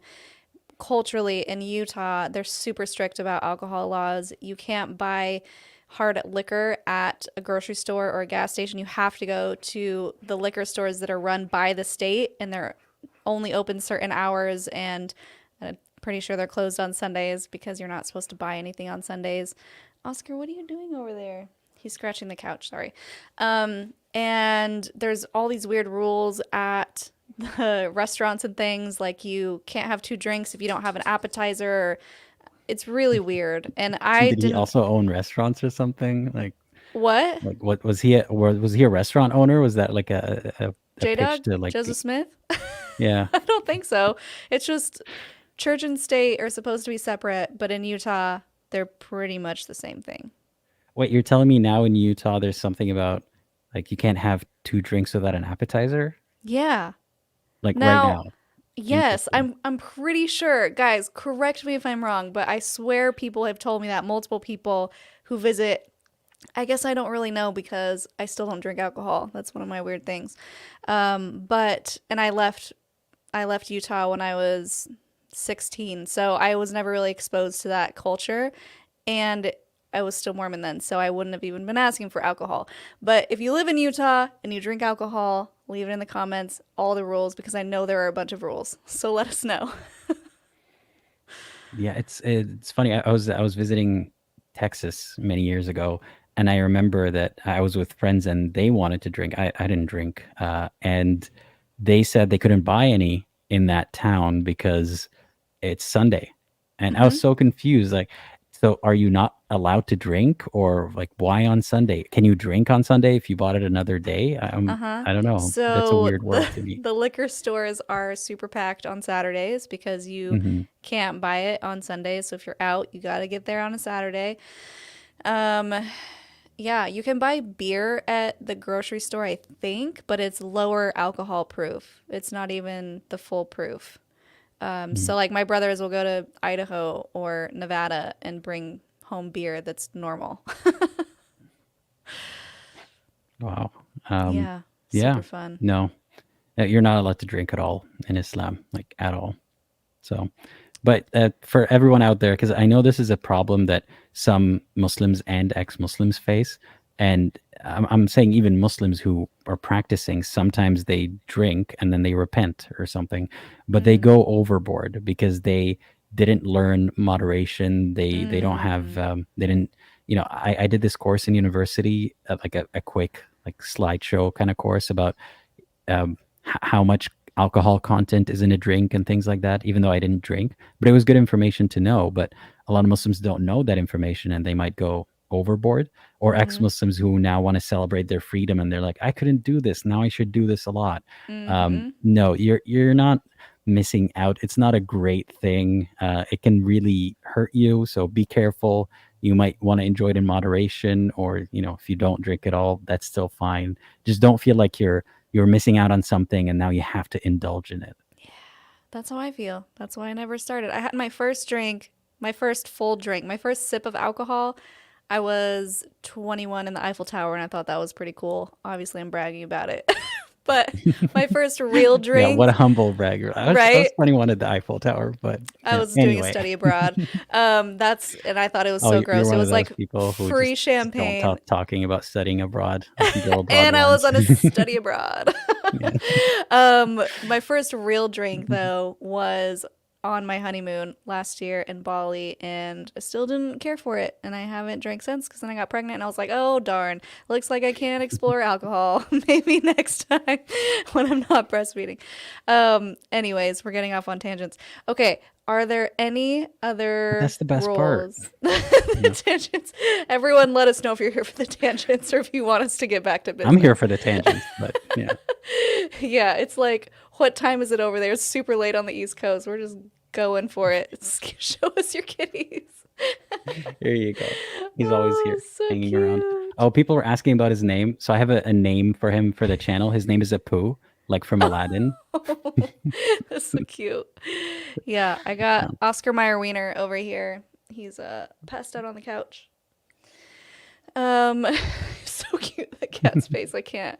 Soaking anyone? Oh lordy, it's just go. We're just going down the drain here with the after hours. So, you know who told me about soaking? Who told I don't you? know if you know this YouTuber, Genetically Modified Skeptic, Drew. Um, Yeah, I don't know love his personally, channel. but I know the channel. Yeah, I highly recommend it. And maybe someday you can have a chat with him. Love that guy. Anyway, we were talking one time and he told me about soaking, and I was like, "Well, what the hell is that?" And it blew my mind that, Do you want to tell everyone what people, it is? well, I'm afraid that I could be wrong. What do you think it is?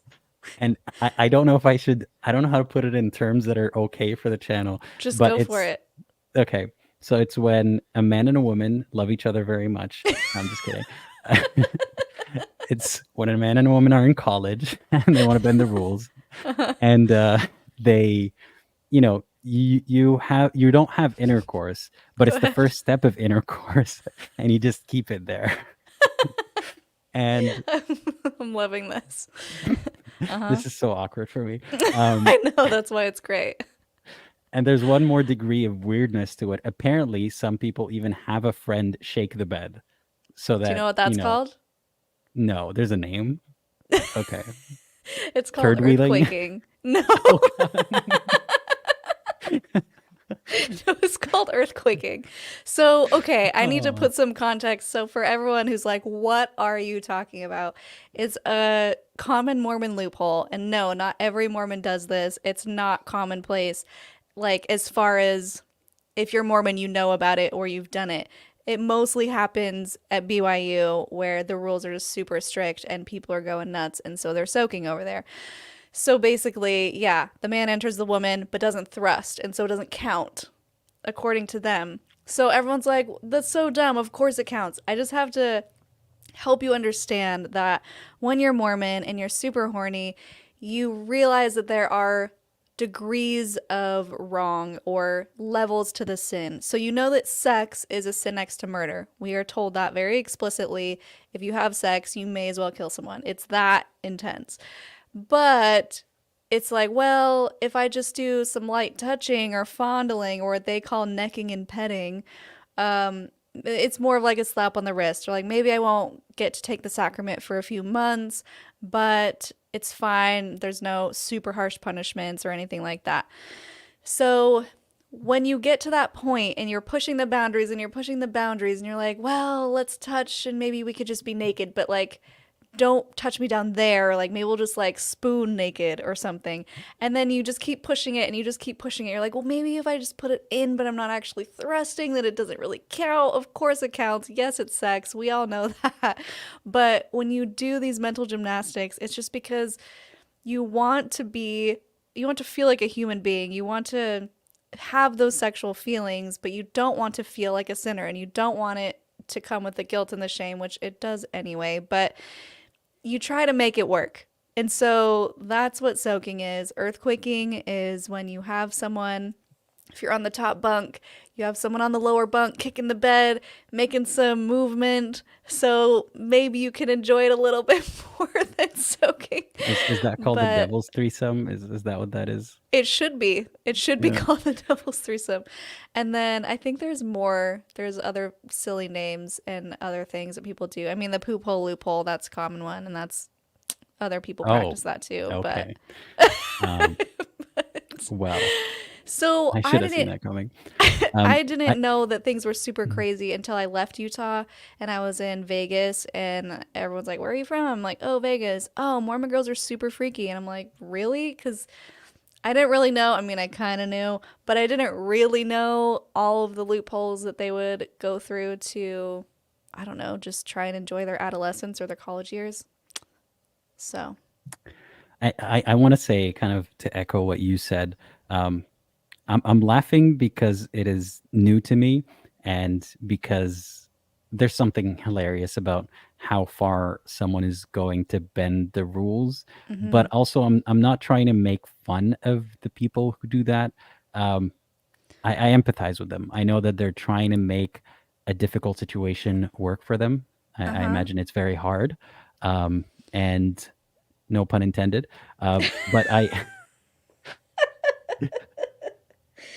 I don't appreciate want it. this Coming in to. with the empathy. That's very nice of you. That's kind of you. No, I think it's but kind of silly. seriously, yeah, this it is silly, and we get to laugh about it for, for the benefit of people who used to believe in it, or used to believe in their religion and don't, and it's kind of cathartic, but it's not meant to be like mocking Mormons or to belittle them. Um, I Even if someone is a Mormon and I think they're wrong, or they're not right about God, I still want them to have a life that is happy, and I want them to experience things that they want to experience. So if that's hmm their way of doing it, who am I to knock it? Don't knock it till you try it. Don't knock it till you I soak it. can't say that I had an earthquake before. I mean, does it Someone count if just someone said I rocked their world, or is that different? Someone's like, "Is this what happens when we go to a late night live on a Thursday?" Yes, this is what Yeah, happens. This is what it devolves into. Super fun. yeah. Yeah, but at BYU, it's super strict. Actually, that's a question. Do you guys have, okay, I know church and state are not really separate in most Muslim majority countries, but do you have specific schools that are more strict than other schools that would be seen as religious schools, or is that just not a thing? That is a thing. Like, it could be a school where, like, you learn all the subjects, but also religion more than others. That is definitely a thing. And there's also, in non-Muslim countries, there's kind of like a Sunday school where if your kids go to, a regular school, on Sunday or whatever on the weekend, they would go to a school to learn about Islam specifically. And and even in Muslim countries, there could be that sort of school. Like sometimes it's called the madrasa, which is the Arabic word for school. But it's like in places like Pakistan, for example, I think they call it that, even though they don't speak Arabic. And unfortunately, these schools can be places for abuse. I mean, the typical kind, but also the physical disciplining sort of abuse as well. Mm. Like when people are memorizing the Quran, if they make mistakes or if they just don't memorize, they might be physically disciplined for it. It doesn't happen every time, but it does happen often enough, and it's not really dealt with well enough. So yeah, that is a thing. Okay. You mentioned the schools for kids. So Mormons have something called seminary, but it actually happens on like every single day before school. So in Utah, it was actually an elective class that you could put on your little sheet of what classes you wanted to take. It would be seminary. It couldn't be on the school property, but it was literally next door. So you would walk out of the school building, walk into the seminary building, and learn about LDS stuff. So that's how it was in Utah. But then when I moved to Oregon, it was before school at 5 a.m. or something crazy. And I was like, Mom, you're not going to make me do this, right? And she was like, No, you don't have to go. And I was like, but also I had dance practice some days of the week. So that was also an excuse not to go to seminary. So that's something, indoctrinating the kids, making sure they're on the straight and narrow. But I was Oh, asking about, about that. Yeah. no, go So ahead. something Go I ahead. forgot to mention. I went to a regular school, and I grew up in Saudi Arabia, as I've mentioned before. I didn't even go to a government school in Saudi Arabia because at the time we weren't even allowed to. It was for Saudis, but it was called an international school. Basically, all our classes we learned in English, and we had Arabic class and we had religion class as well. And by religion class, I mean just Islam. And so it was a school for everyone. It wasn't specifically an Islamic school in any way. However, from a very young age, we would have like an assembly line in the morning, and then often we would have someone recite Quran verses like before the assembly. And sometimes that Mm, someone was me because I memorized the Quran at home with a sheikh that would come over. Like my parents wanted to emphasize that side of our upbringing. So I knew how to read it and sing it in a way that was following the rules of pronunciation correctly, but also singing it a little bit. And I'm rusty, like it's been a long time, so I haven't done that in a long time. But I was ahead of my class always. Like I was a nerdy kid, and I was also a nerdy kid when it came to religion. So there were times when I would be the person in front of the assembly reading it, and that's when my stage fright began. And look at me now, I oh, live stream. look at you But now. you know Would it kill you if I put you on the spot and asked you to give us a oh verse? god, oh gosh.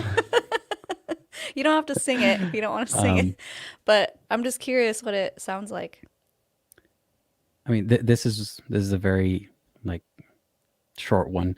um قل أعوذ برب الناس ملك الناس إله الناس من شر الوسواس الخناس الذي يوسوس في صدور الناس من الجنة والناس. So that's a short chapter, like multiple verses, and it's talking about, I seek refuge in the God of, or the Lord of people, um, against the, and that's a part that is superstitious, against the whispers of the devil, whether that devil is a human or a jinn type devil. So, yeah, or Wow. it could just be like I seek refuge in Allah from like bad people as well. Um, but yeah, that's just a short one.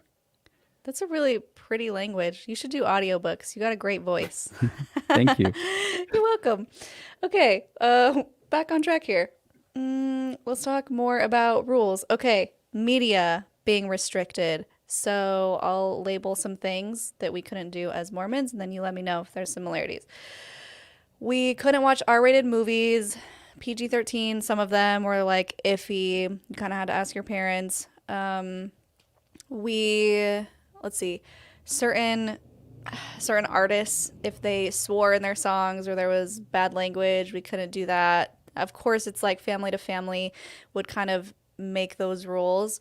I remember not being allowed to watch The Simpsons. um, what else?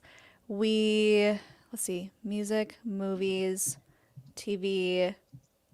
I feel like I'm forgetting things. Is there anything similar with you? And then I'm going to keep thinking. Uh, yes. First of all, I can't help but notice the chat. I forgot to mention I have a second tiny, tiny channel that I barely started posting to. You'll find it on my main channel where I just write and read stories. So you can find Oh, it there. cool. It's not about religion or anything because I've heard that a lot. A lot of people told me, "Oh, I like listening to you," and sometimes I go to sleep listening to one of your live streams, and I think, why? Why do you want to have discussions about religion and arguments People say sometimes that be to the us last too. thing? Yeah. Yeah. So I created something that has nothing to do with religion, and Yeah. if I have time, I'll post more videos there. So I just wanted people to know. And in terms of media restriction, so I got to remind everyone that Islam is old, compared to Mormonism. Mm-hmm. Media was not a thing back then, but Right. there's opinions that drawing is not allowed, or just even having drawings because it's a depiction of life, and you're sort of challenging God or insulting God by Ch- creating something. really? Um, yeah, Muhammad was superstitious about that. Like, there's a hadith, or there's sayings about how if you have pictures at home, not camera pictures, but drawings at the time, that the angels won't enter your house or something like that. Um, and don't quote me on it, but there's something to that effect. And to this day, there are some people, and also, yeah, music is not good. Music is maybe even, it was said to be like the instrument of the devil or something. So no Um, music at all.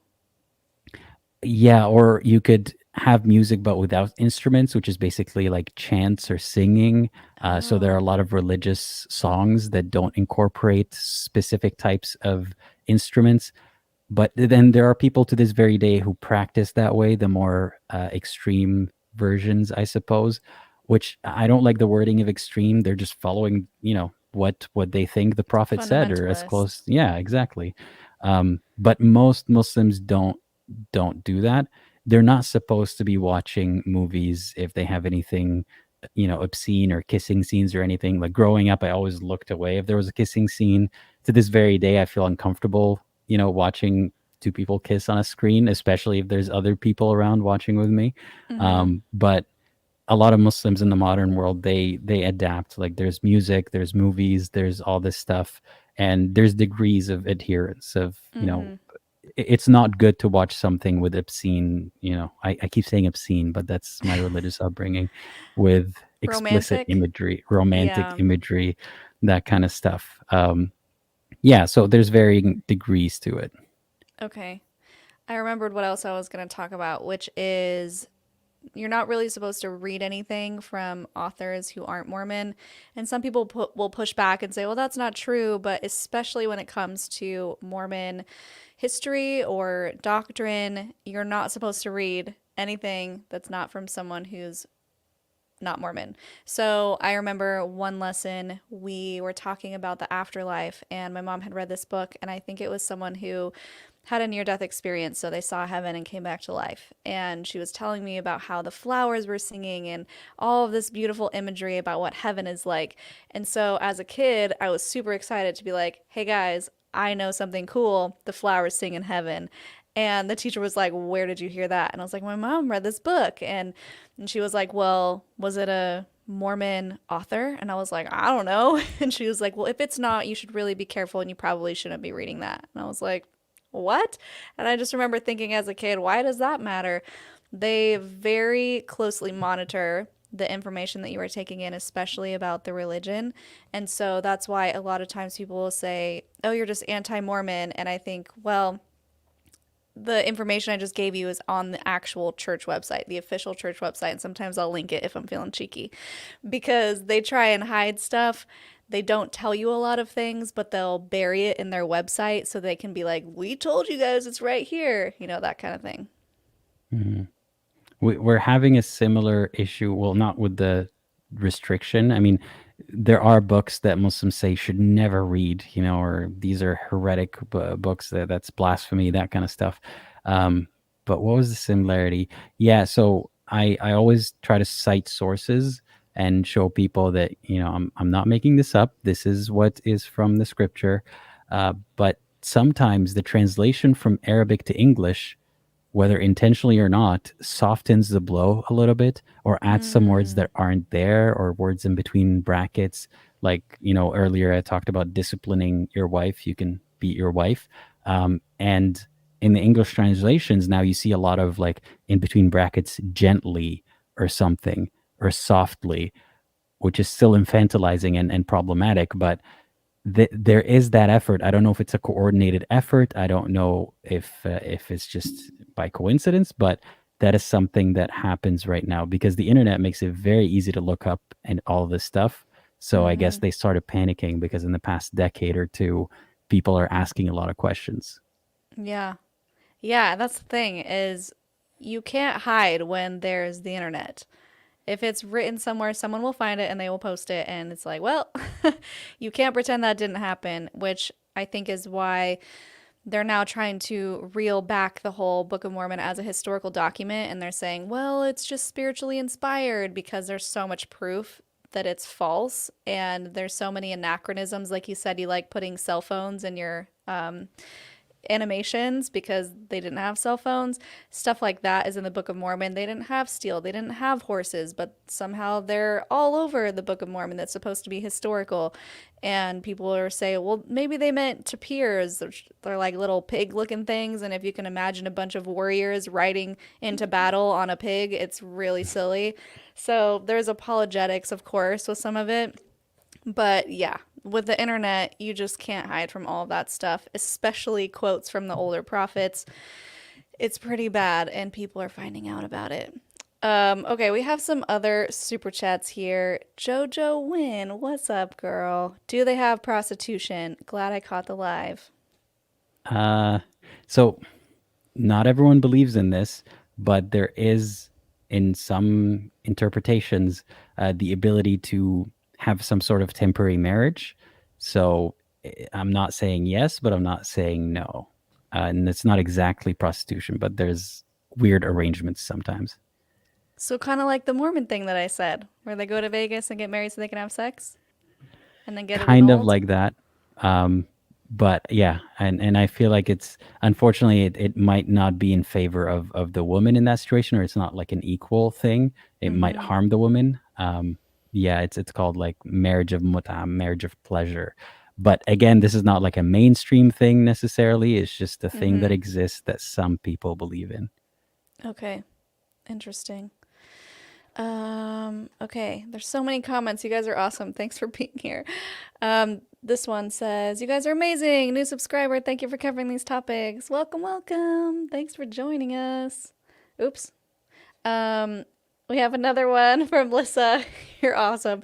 The Mormon community up on the North Shore doesn't sell liquor on Sunday at all, and they close early on Saturday night, so everyone buys it early for Sunday.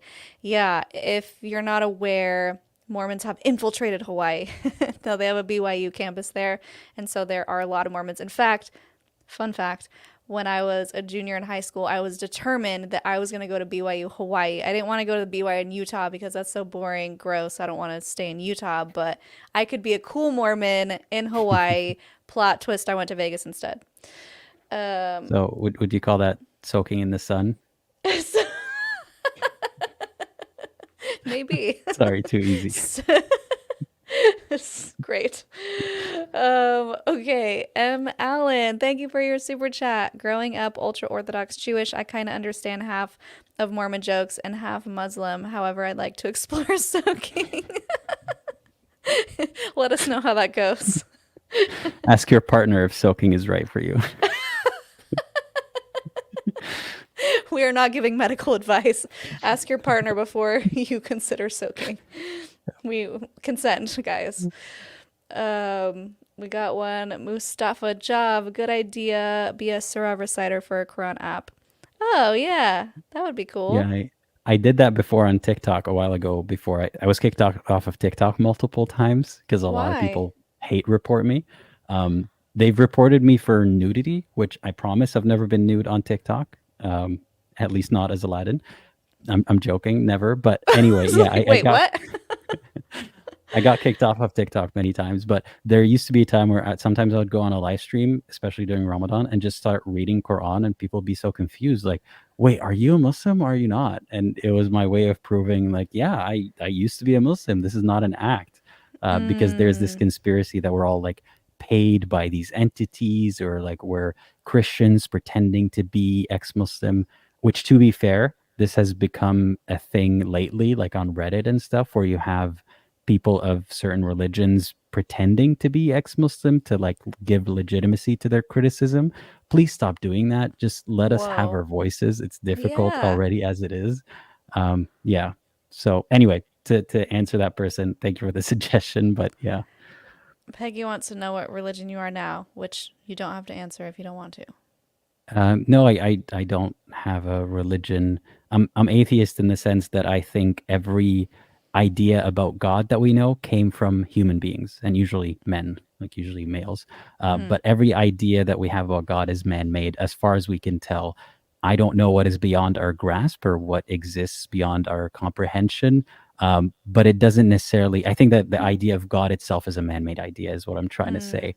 So there yeah. could be something else, but it doesn't necessarily have to mean God the way that we think of God. Right. Yeah. That's a great answer. Oh, what does your mother think of you not being Muslim? So that one I'll have to skip, not because the answer is not good, but just because I don't want anyone, if my identity is ever To found, to put the like pieces harass my together. mother one way or another, Yeah. about her position on it. So yeah. Makes sense. Um, this is great. This is the best show so far. Going to the deep end. We have passed the deep end. So fun. Okay, Yeah, I let's love how you said see. we might go over the 1 hour mark. I'm like, yeah, we will. We Oh my definitely. gosh, an hour and 40 minutes, and there's still over 500 people watching. This is great. Do you have to go because you've had a long day and you're on the East No, Coast? I'm good. Okay, Yeah, you've let me know when we need to put yeah. a stop to this. Okay, moving on. So here are some rules. Like we kind of mentioned, you can't buy anything on Sundays. You can't, they don't want you to do anything. They don't want you to go out and play with your friends. They don't want you, I say play with your friends, like you don't do that as an adult. Well, maybe. But as a kid, I remember being like, I want to go play with my friend. And it just wasn't really a thing. It was very discouraged. And if people saw you doing it, they would look down on you. And remember, I grew up in Utah, small town. Everyone knows everyone. Most everybody's Mormon, so we kind of had to police each other, or we were expected to. No, sports on Sundays, we were shown videos of athletes who were going through the hard, difficult decision of, I was just drafted, but they play on Sundays, so what am I supposed to do? And they would always do the right thing and turn it down. Crazy. So can't play sports on Sundays. What are some other rules? Like, I'm just going over some typical things, and then I want to see if you have anything similar. You're expected to go to church on Sunday, hold a calling, which is something that is gracefully bestowed upon you by the bishop, a job of sorts that you have to do on Sundays. It's kind of a way to make sure they get people there if you have a job. So my mom would be a Sunday school teacher or in the in the young women's, and so she would have to go and give lessons, and so it makes it so you have to show up. And you were expected to do other activities like family home evening on Mondays. If you were a very good Mormon family, you would prepare a lesson for your kids and you would give them little jobs like who's going to prepare the treat and who's going to give the prayer and who's going to give the lesson. We're going to open our scriptures and we're going to discuss something and it's going to be wholesome and sweet. And then on Wednesdays, if you were between 12 and 18, you went to what was called mutual, which is the girls would go learn how to be wives and mothers. The boys would go do cool things like build fires and other Eagle Scout type of things or Boy Scout type of things. And those were kind of the requirements around the religion itself if you were to be a good Mormon. Anything like that for you? It sounds like a lot more structure than I am used to. Mm-hmm. Uh, the one thing I can relate to is, I guess, a day being special. It would be Friday. So Muslims are supposed to pray at least 5 times a day. Like those are the mandatory prayers, 5 times a day. And on Friday, the second prayer is one that you're supposed to have in a group. So it's good if you have all of these prayers in a group at the mosque. When you have prayers in a group, you get extra reward or it's more encouraged. But the one that is almost mandatory to have, or it's pretty much mandatory to have in a group, is the Friday prayer. So growing up, the weekend for me was Thursday, Friday, not Saturday, Sunday. Um, Mm. and I think that's changed now. It might be Friday, Saturday or something. But it was very difficult or like confusing for me when I first moved outside of Saudi Arabia. I'm like, wait a second. So I had to try to find time between my classes at the time to go pray Friday prayer. And if I had to miss it, I had to, but that was our day was Friday. And no, there's nothing about not doing work or not meeting friends or things like that or not playing. It's just that you got to go do that Friday prayer. Okay. Interesting. So I'm wondering, maybe this is a stupid question. If they don't have a lot of things that you're required to do aside from the praying, which does take a lot of time, obviously, would you still consider it a high demand religion? I guess you would because it controls many aspects of your life, but you're not required to physically do many things. Yeah, it's the five prayers. So when I say prayer, I mean like a whole sequence of movements and stuff.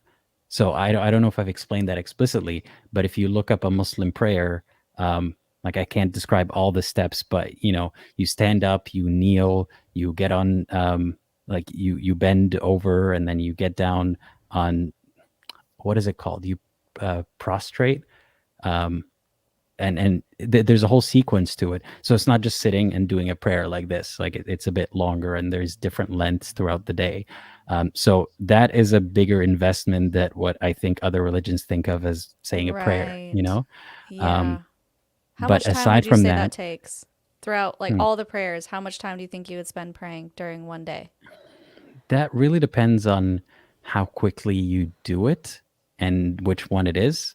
So like the morning one is 2 units, the noon one is four, and like I say units, but I mean like four sequences basically of the movements.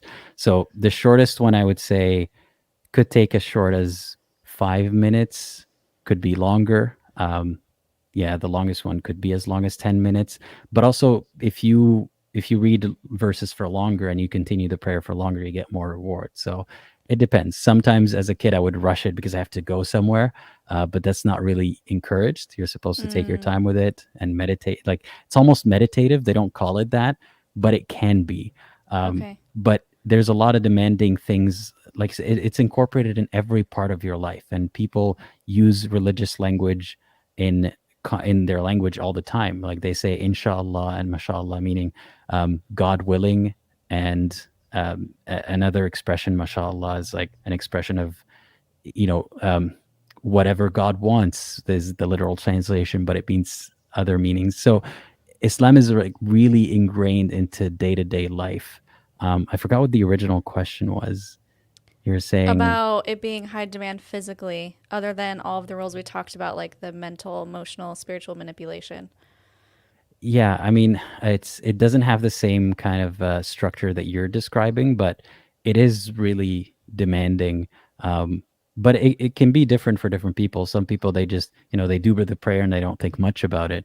But for me, it was demanding to try to make it make sense with the real world and figure Mm, out why where did all the magic go. The prophet did a lot of magical things. They don't call it magic, but a lot of supernatural things, and there were a lot of these fantastic stories happening with all the prophets. Where did all that stuff go? And it was very difficult for me to make sense of this fantasy world.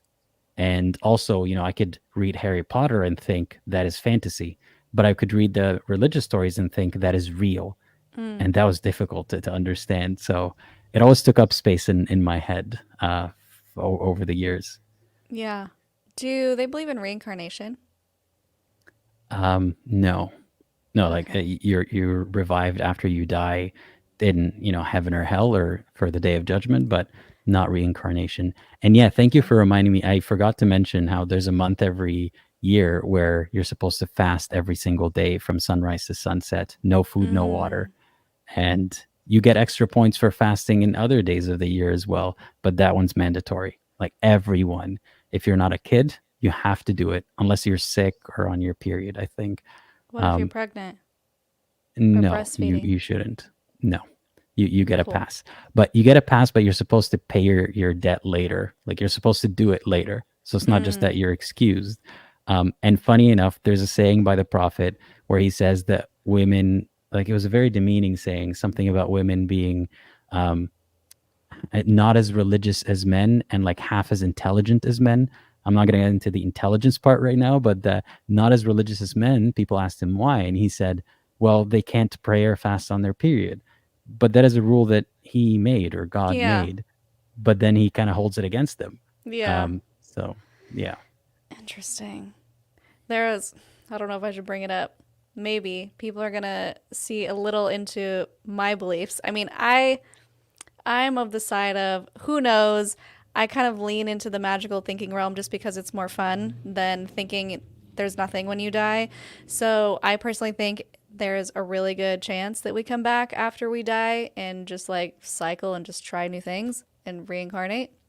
So I bring this up because it was actually on a TV show called Reincarnated Past Lives, where they took me back with hypnotherapists. And in one of my lifetimes, I was a woman who couldn't have kids, and it was in I think it was a Muslim country, and I was super shamed, and I couldn't go into the temples because people thought that I was cursed or something.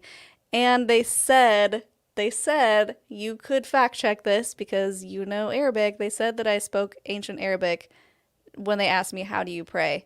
And now I'm wondering your opinion on that. I would want you to watch it and tell me what you think. You spoke. Do you have the video right now? Uh, I don't know. I could maybe find it. It's online somewhere. It's been resurfacing because people will send it to me and they're like, oh my gosh, this is you. It was from like 2014 that I did this. It was a long time ago. But they said, I was like, I just pray because I was crying. It was very upsetting. And they're like, how do you pray? And so then I went into this kind of song thing and they claimed that I was speaking ancient Arabic. I don't know. Maybe I wasn't. Maybe it was just gibberish, but it just made me think of that when you were talking about the prayers. You have to send me the link later. Yeah. Okay. Okay, I'll send it to you. You can't just say that and not show me the video. That's just unfair. Okay. Yeah. No, So Jonathan just pulled the link. Thank he you, did. Jonathan. Yeah. I don't know if we should watch it. Is this Tangent City right now? Uh It's your show. I'm not gonna take that I call. guess I don't know what part to fast forward it to. They like really narrowed in on one thing, which was I had just the day before done an egg donation. I was an egg donor 5 times. I had just completed the cycle and donated my eggs, and then I went and did the show. And in that regression that I talked about, I couldn't have kids. And so my connection was, oh, wow, it's like I couldn't have kids in one of my lifetimes. And so in this lifetime, I'm giving my eggs to women who can't have kids. And they just loved that part. And so, anyway, and then I did it again as they claimed it was the same day. Movie magic. It wasn't. I went back and did another hypno session, and I was a guy in England, and they said all of the things that I were saying were provable. Like the place in England that I didn't know was a real place, they found it. It was connected to the sea. They found the actual guy who I said I was. They found the wife, like census records of everything that I was saying. So I don't know if that proves reincarnation is real or not, but Okay, well, you should have led with that. Okay, this needs to be its own episode. Um, where we it- react to my reincarnation self. yes, or just talk about it because you were hypnotized. I need I to know was. more.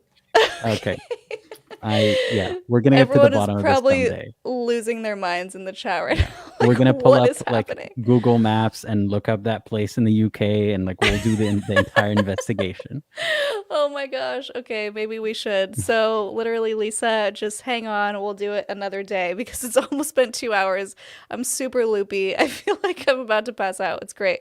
Okay. Are there any other things that we want to talk about? Babe, what are you Oh my doing? god. No. Jonathan's calling the shots. Do you want to have a look? Yes, yes. Yeah. Okay, this is Not cool, happening. Jonathan. There has to be What city are consent you here. in? She has to say yes. Jerusalem. He's in a different building, so I can't even yell at him right now. Okay, Thanks, no, babe. take that. Love Okay. ya. We'll do it again another time. But that's it. Okay. It does exist out there. If someone wants to Okay. go watch it beforehand, feel free. That's the first thing I'm gonna do once we hang up. Just FYI. Yeah, good times. I Okay, mean, okay. Just the so last thing I'm gonna say. What you said about reincarnation, I yeah. don't necessarily know if I believe in that, but I have an idea. I mean, since all of this we can't really know for sure. What if when you die, you just see like a highlight reel of the best moments of your life, and you get to like kind of zoom in and experience them as many times as you want. You go back, you go forward, and once you're satisfied, once you've experienced everything as many times as you want and felt like you've had a good life, or at least you recognize all the good parts of your life, then you can, pass away, maybe to the next life, maybe you just disappear. But if people, people think that they need the idea of heaven and hell to feel like they get closure for life, but something like this seems peaceful to me, and it doesn't involve, the fear of hell or the hedonism of heaven.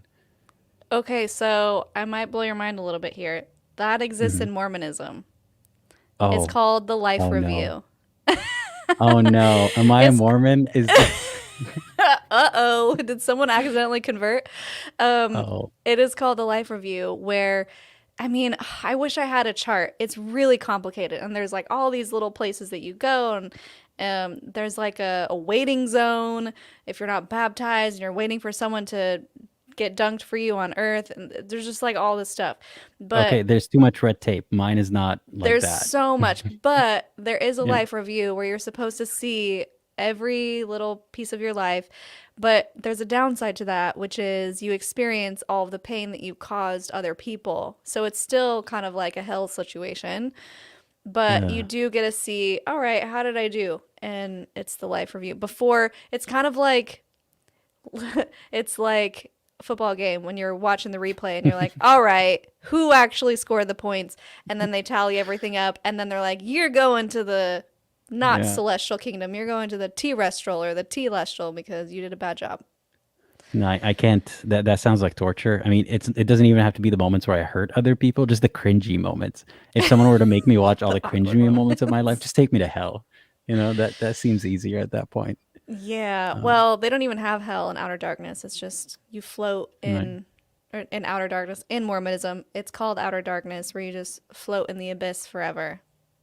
No So, TikTok or YouTube or anything. You're just there. nope, I'll bring the flashlights for all you Oh sinners god. out there. Oh my goodness. Okay, so what else do we got? Soul here for the culty after dark lives. We talked about the hierarchy in heaven, spiritual manipulation. If something goes wrong, it's your fault. I feel like that's every religion, but definitely in Mormonism, it's, hey, I don't understand something in the temple. Why do we have to raise our hand? Why do we have to be like, hear the words from my mouth? Oh God, hear the words from my mouth. This feels a little culty. Why do I have to do that? Just pray about it. You're never going to hear them say, you know what, it is kind of weird. It's always, you're the problem. You just need to pray about it. You need to be better. You're not getting blessings because you must be sinning, so you better go confess to your bishop. There's something that you need to repent of, or else you should be happy. And so it creates a lot of people forcing happiness. It creates a lot of people depending on medication because they're depressed. And I'm not saying medication is a bad thing, but there are a lot of women, I think, who wouldn't need the medication if they were under so much pressure to be perfect mothers and wives and and all of those things. So anything like that for you? Lots. The one that I hear the most is that doubts or questions are the whispers of the devil. Even if, even if it seems rational to you, what if that's the devil, whispering in your ear? It's crazy to me that Scary. God unleashed this nuclear weapon of an entity on us. I mean, the way that I see it, the devil talks to us inside our heads or influences us almost more than God. And then that's the kind of thing they say, well, if you're a strong-willed person, with a strong faith and you're a good Muslim, then the devil won't get to you. But then basically you don't trust your own thoughts, because if critical thoughts are from the devil, then then you feel guilty. Maybe I need to pray harder. Maybe how much of my thoughts are mine? How much are from the devil? Um, there's also, I mean, there's also this, and I don't know if it's good or bad, a net positive or net negative, but sometimes people like suffering, because there's this idea that the more you suffer, the more good deeds you get. So it's not necessarily that you need to put yourself in harm's way or to suffer intentionally, but it's a way to help people cope with difficulty. So a lot of people in difficult situations and in impoverished communities, they feel like it's okay because once I die, it'll all be better.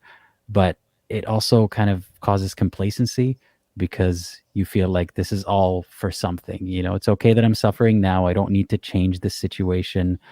Some people even cause the suffering themselves. Like when they're fasting, they kind of make it harder for themselves. Like when it's time to eat, they go around feeding other people and not eating themselves because the extra suffering is extra points. Things like that. And there's a lot of obviously like victim blaming and guilting, and the idea that if your prayer doesn't come true, this one's not exactly manipulative, but if your prayer doesn't come true, maybe God's just saving it for the afterlife. Or if something good happens to you, God is rewarding you. Something bad happens to you, God is testing you, Yes. to see if you love him, if you still love him, even when, if you still obey him, even when you're being tested, things like that. So yeah, I feel like there's a huge overlap there between both religions. Yeah, there's an answer for everything, just like you said. And it's unfortunate. The same thing goes with the patriarchal blessing. So within Mormonism, once you hit a certain age, if you're a boy, you get the power of the priesthood, which is the literal power of God. It's a lot of responsibility for a young teen. And so when you get older, you give blessings to people, and you have missionaries doing this all the time. So they lay their hands on your head and they say, by the power of God, I command you to be healed. Maybe someone has cancer. The cancer doesn't go away. And the person with cancer is like, what happened? And sometimes they will say, well, maybe you didn't have enough faith.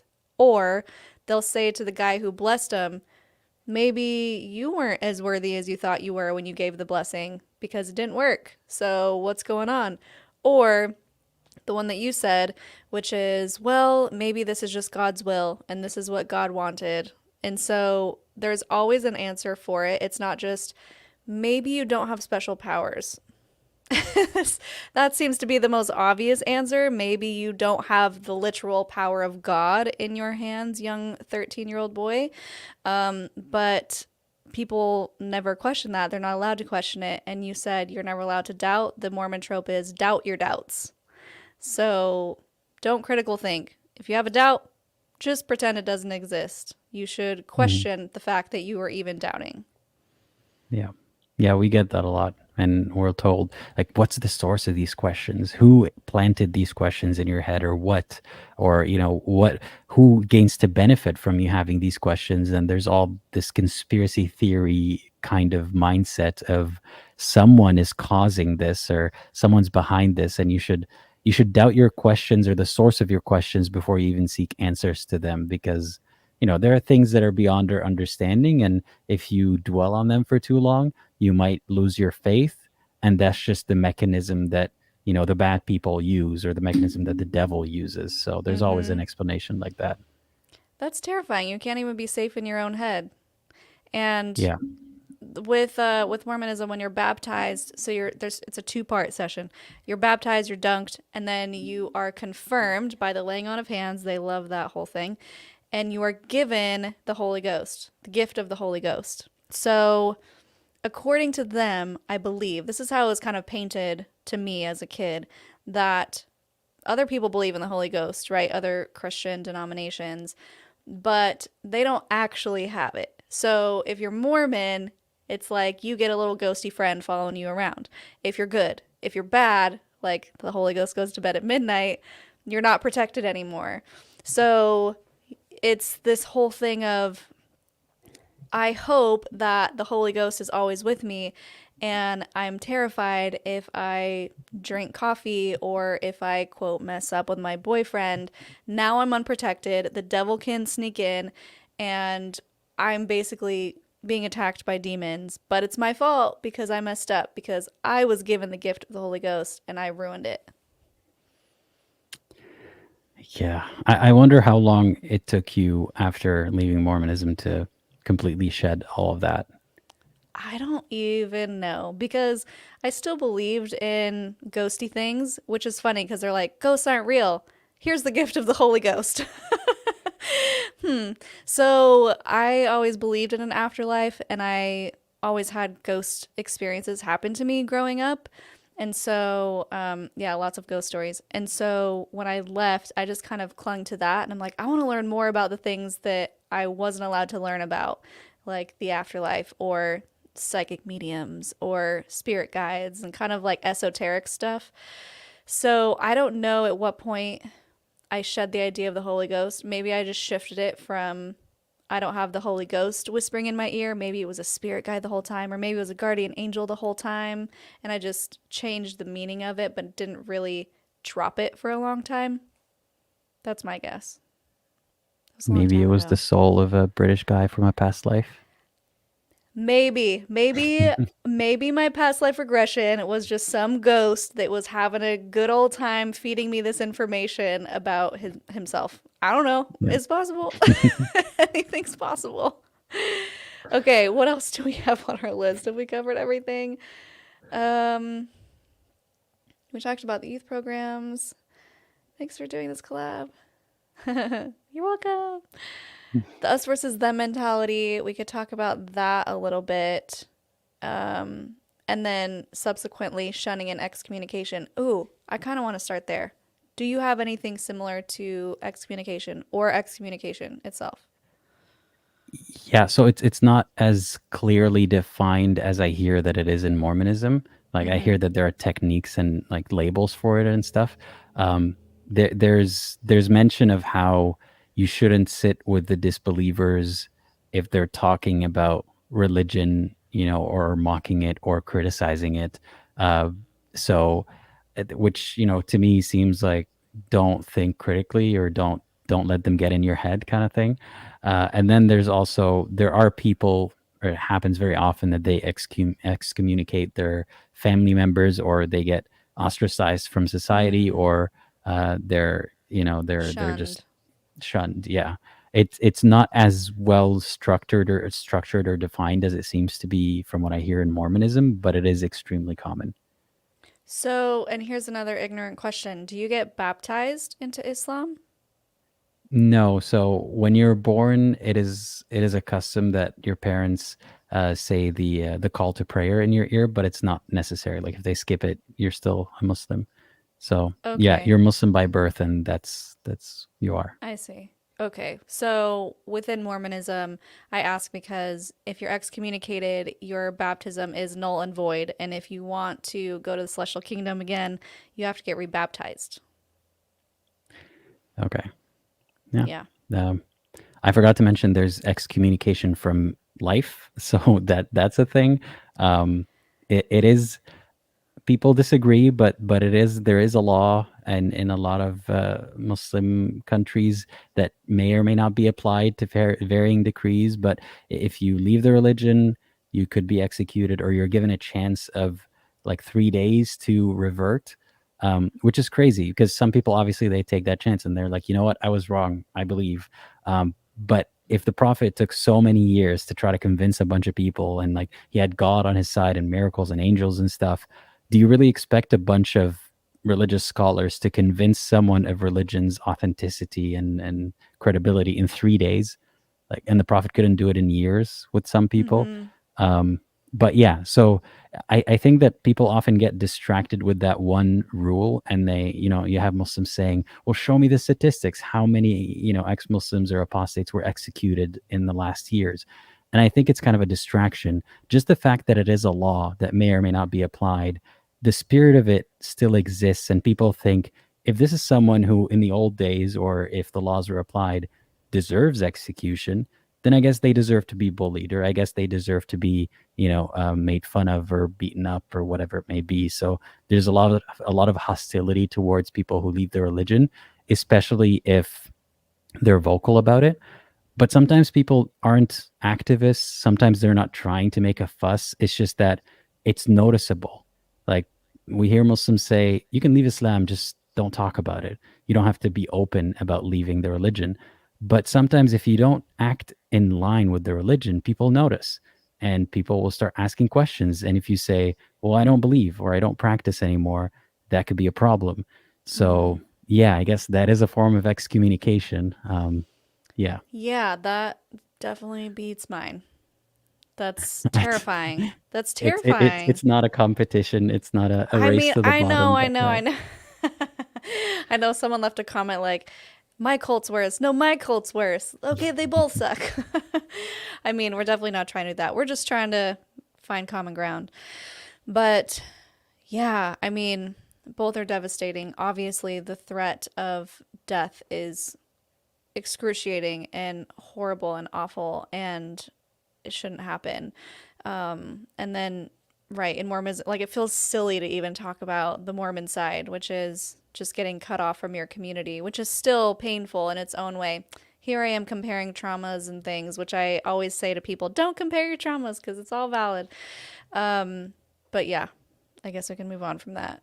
No, So the and I next, recognize, by the way, how difficult it can be to leave Mormonism. I know that it's easy for other Christians in the US, for example, to not practice anymore. So I know that it is difficult. I don't mean to diminish that in any way.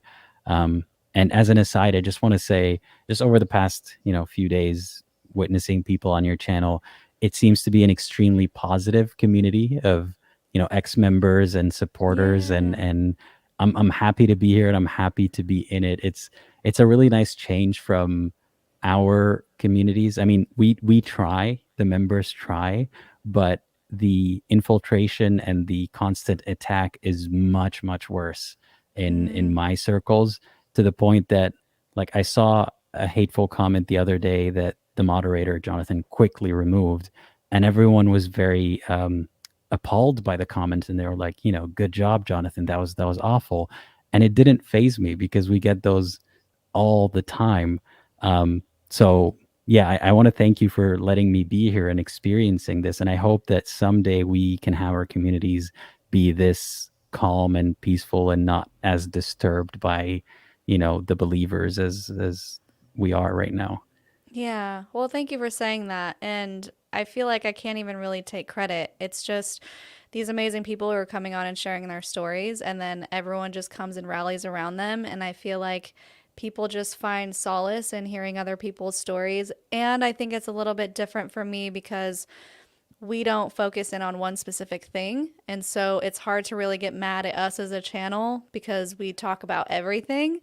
And it's certainly not the case for other ex-Mormon creators who I know and love, who do get a lot of hate in the comments from from current Mormons. And so I think it has something to do with the variety on our channel, and just, I don't know, everyone is so great in this community, and I just feel really fortunate that I have them and that everyone's so awesome in the comments. And some of them are coming to Costa Rica with us, so I get to know them in person. So excited.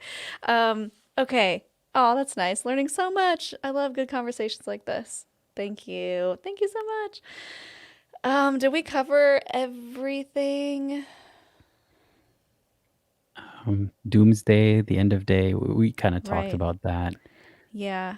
End of days, cult. Okay, here's something. So Joseph Smith is like, these are the last days. Jesus is going to come back. any day now. I mean, the church is called the Church of Jesus Christ of Latter-day Saints. He's like, any day, guys, get your food storage in the basement, get your 72-hour kits, your emergency kits. We Mormons have that. Mormons have big food storage things in their house, like drums of water. I'm not saying it's bad, like, do your thing. We had powdered mashed potatoes, which my mom, I just remember her being like, let's go get some potatoes from the cellar because we had to use it or it would expire, and we had to constantly go and do these cannery things, which are also owned by the Mormon Church. And I just remember canning food as a kid that we would have to eat eventually anyway because it did have a shelf life. So very much doomsday, any day the world is going to end. Basically, Jesus comes back. The righteous, the Mormons, the good Mormons, are going to be lifted up off the earth. Everyone else is going to be burned to death.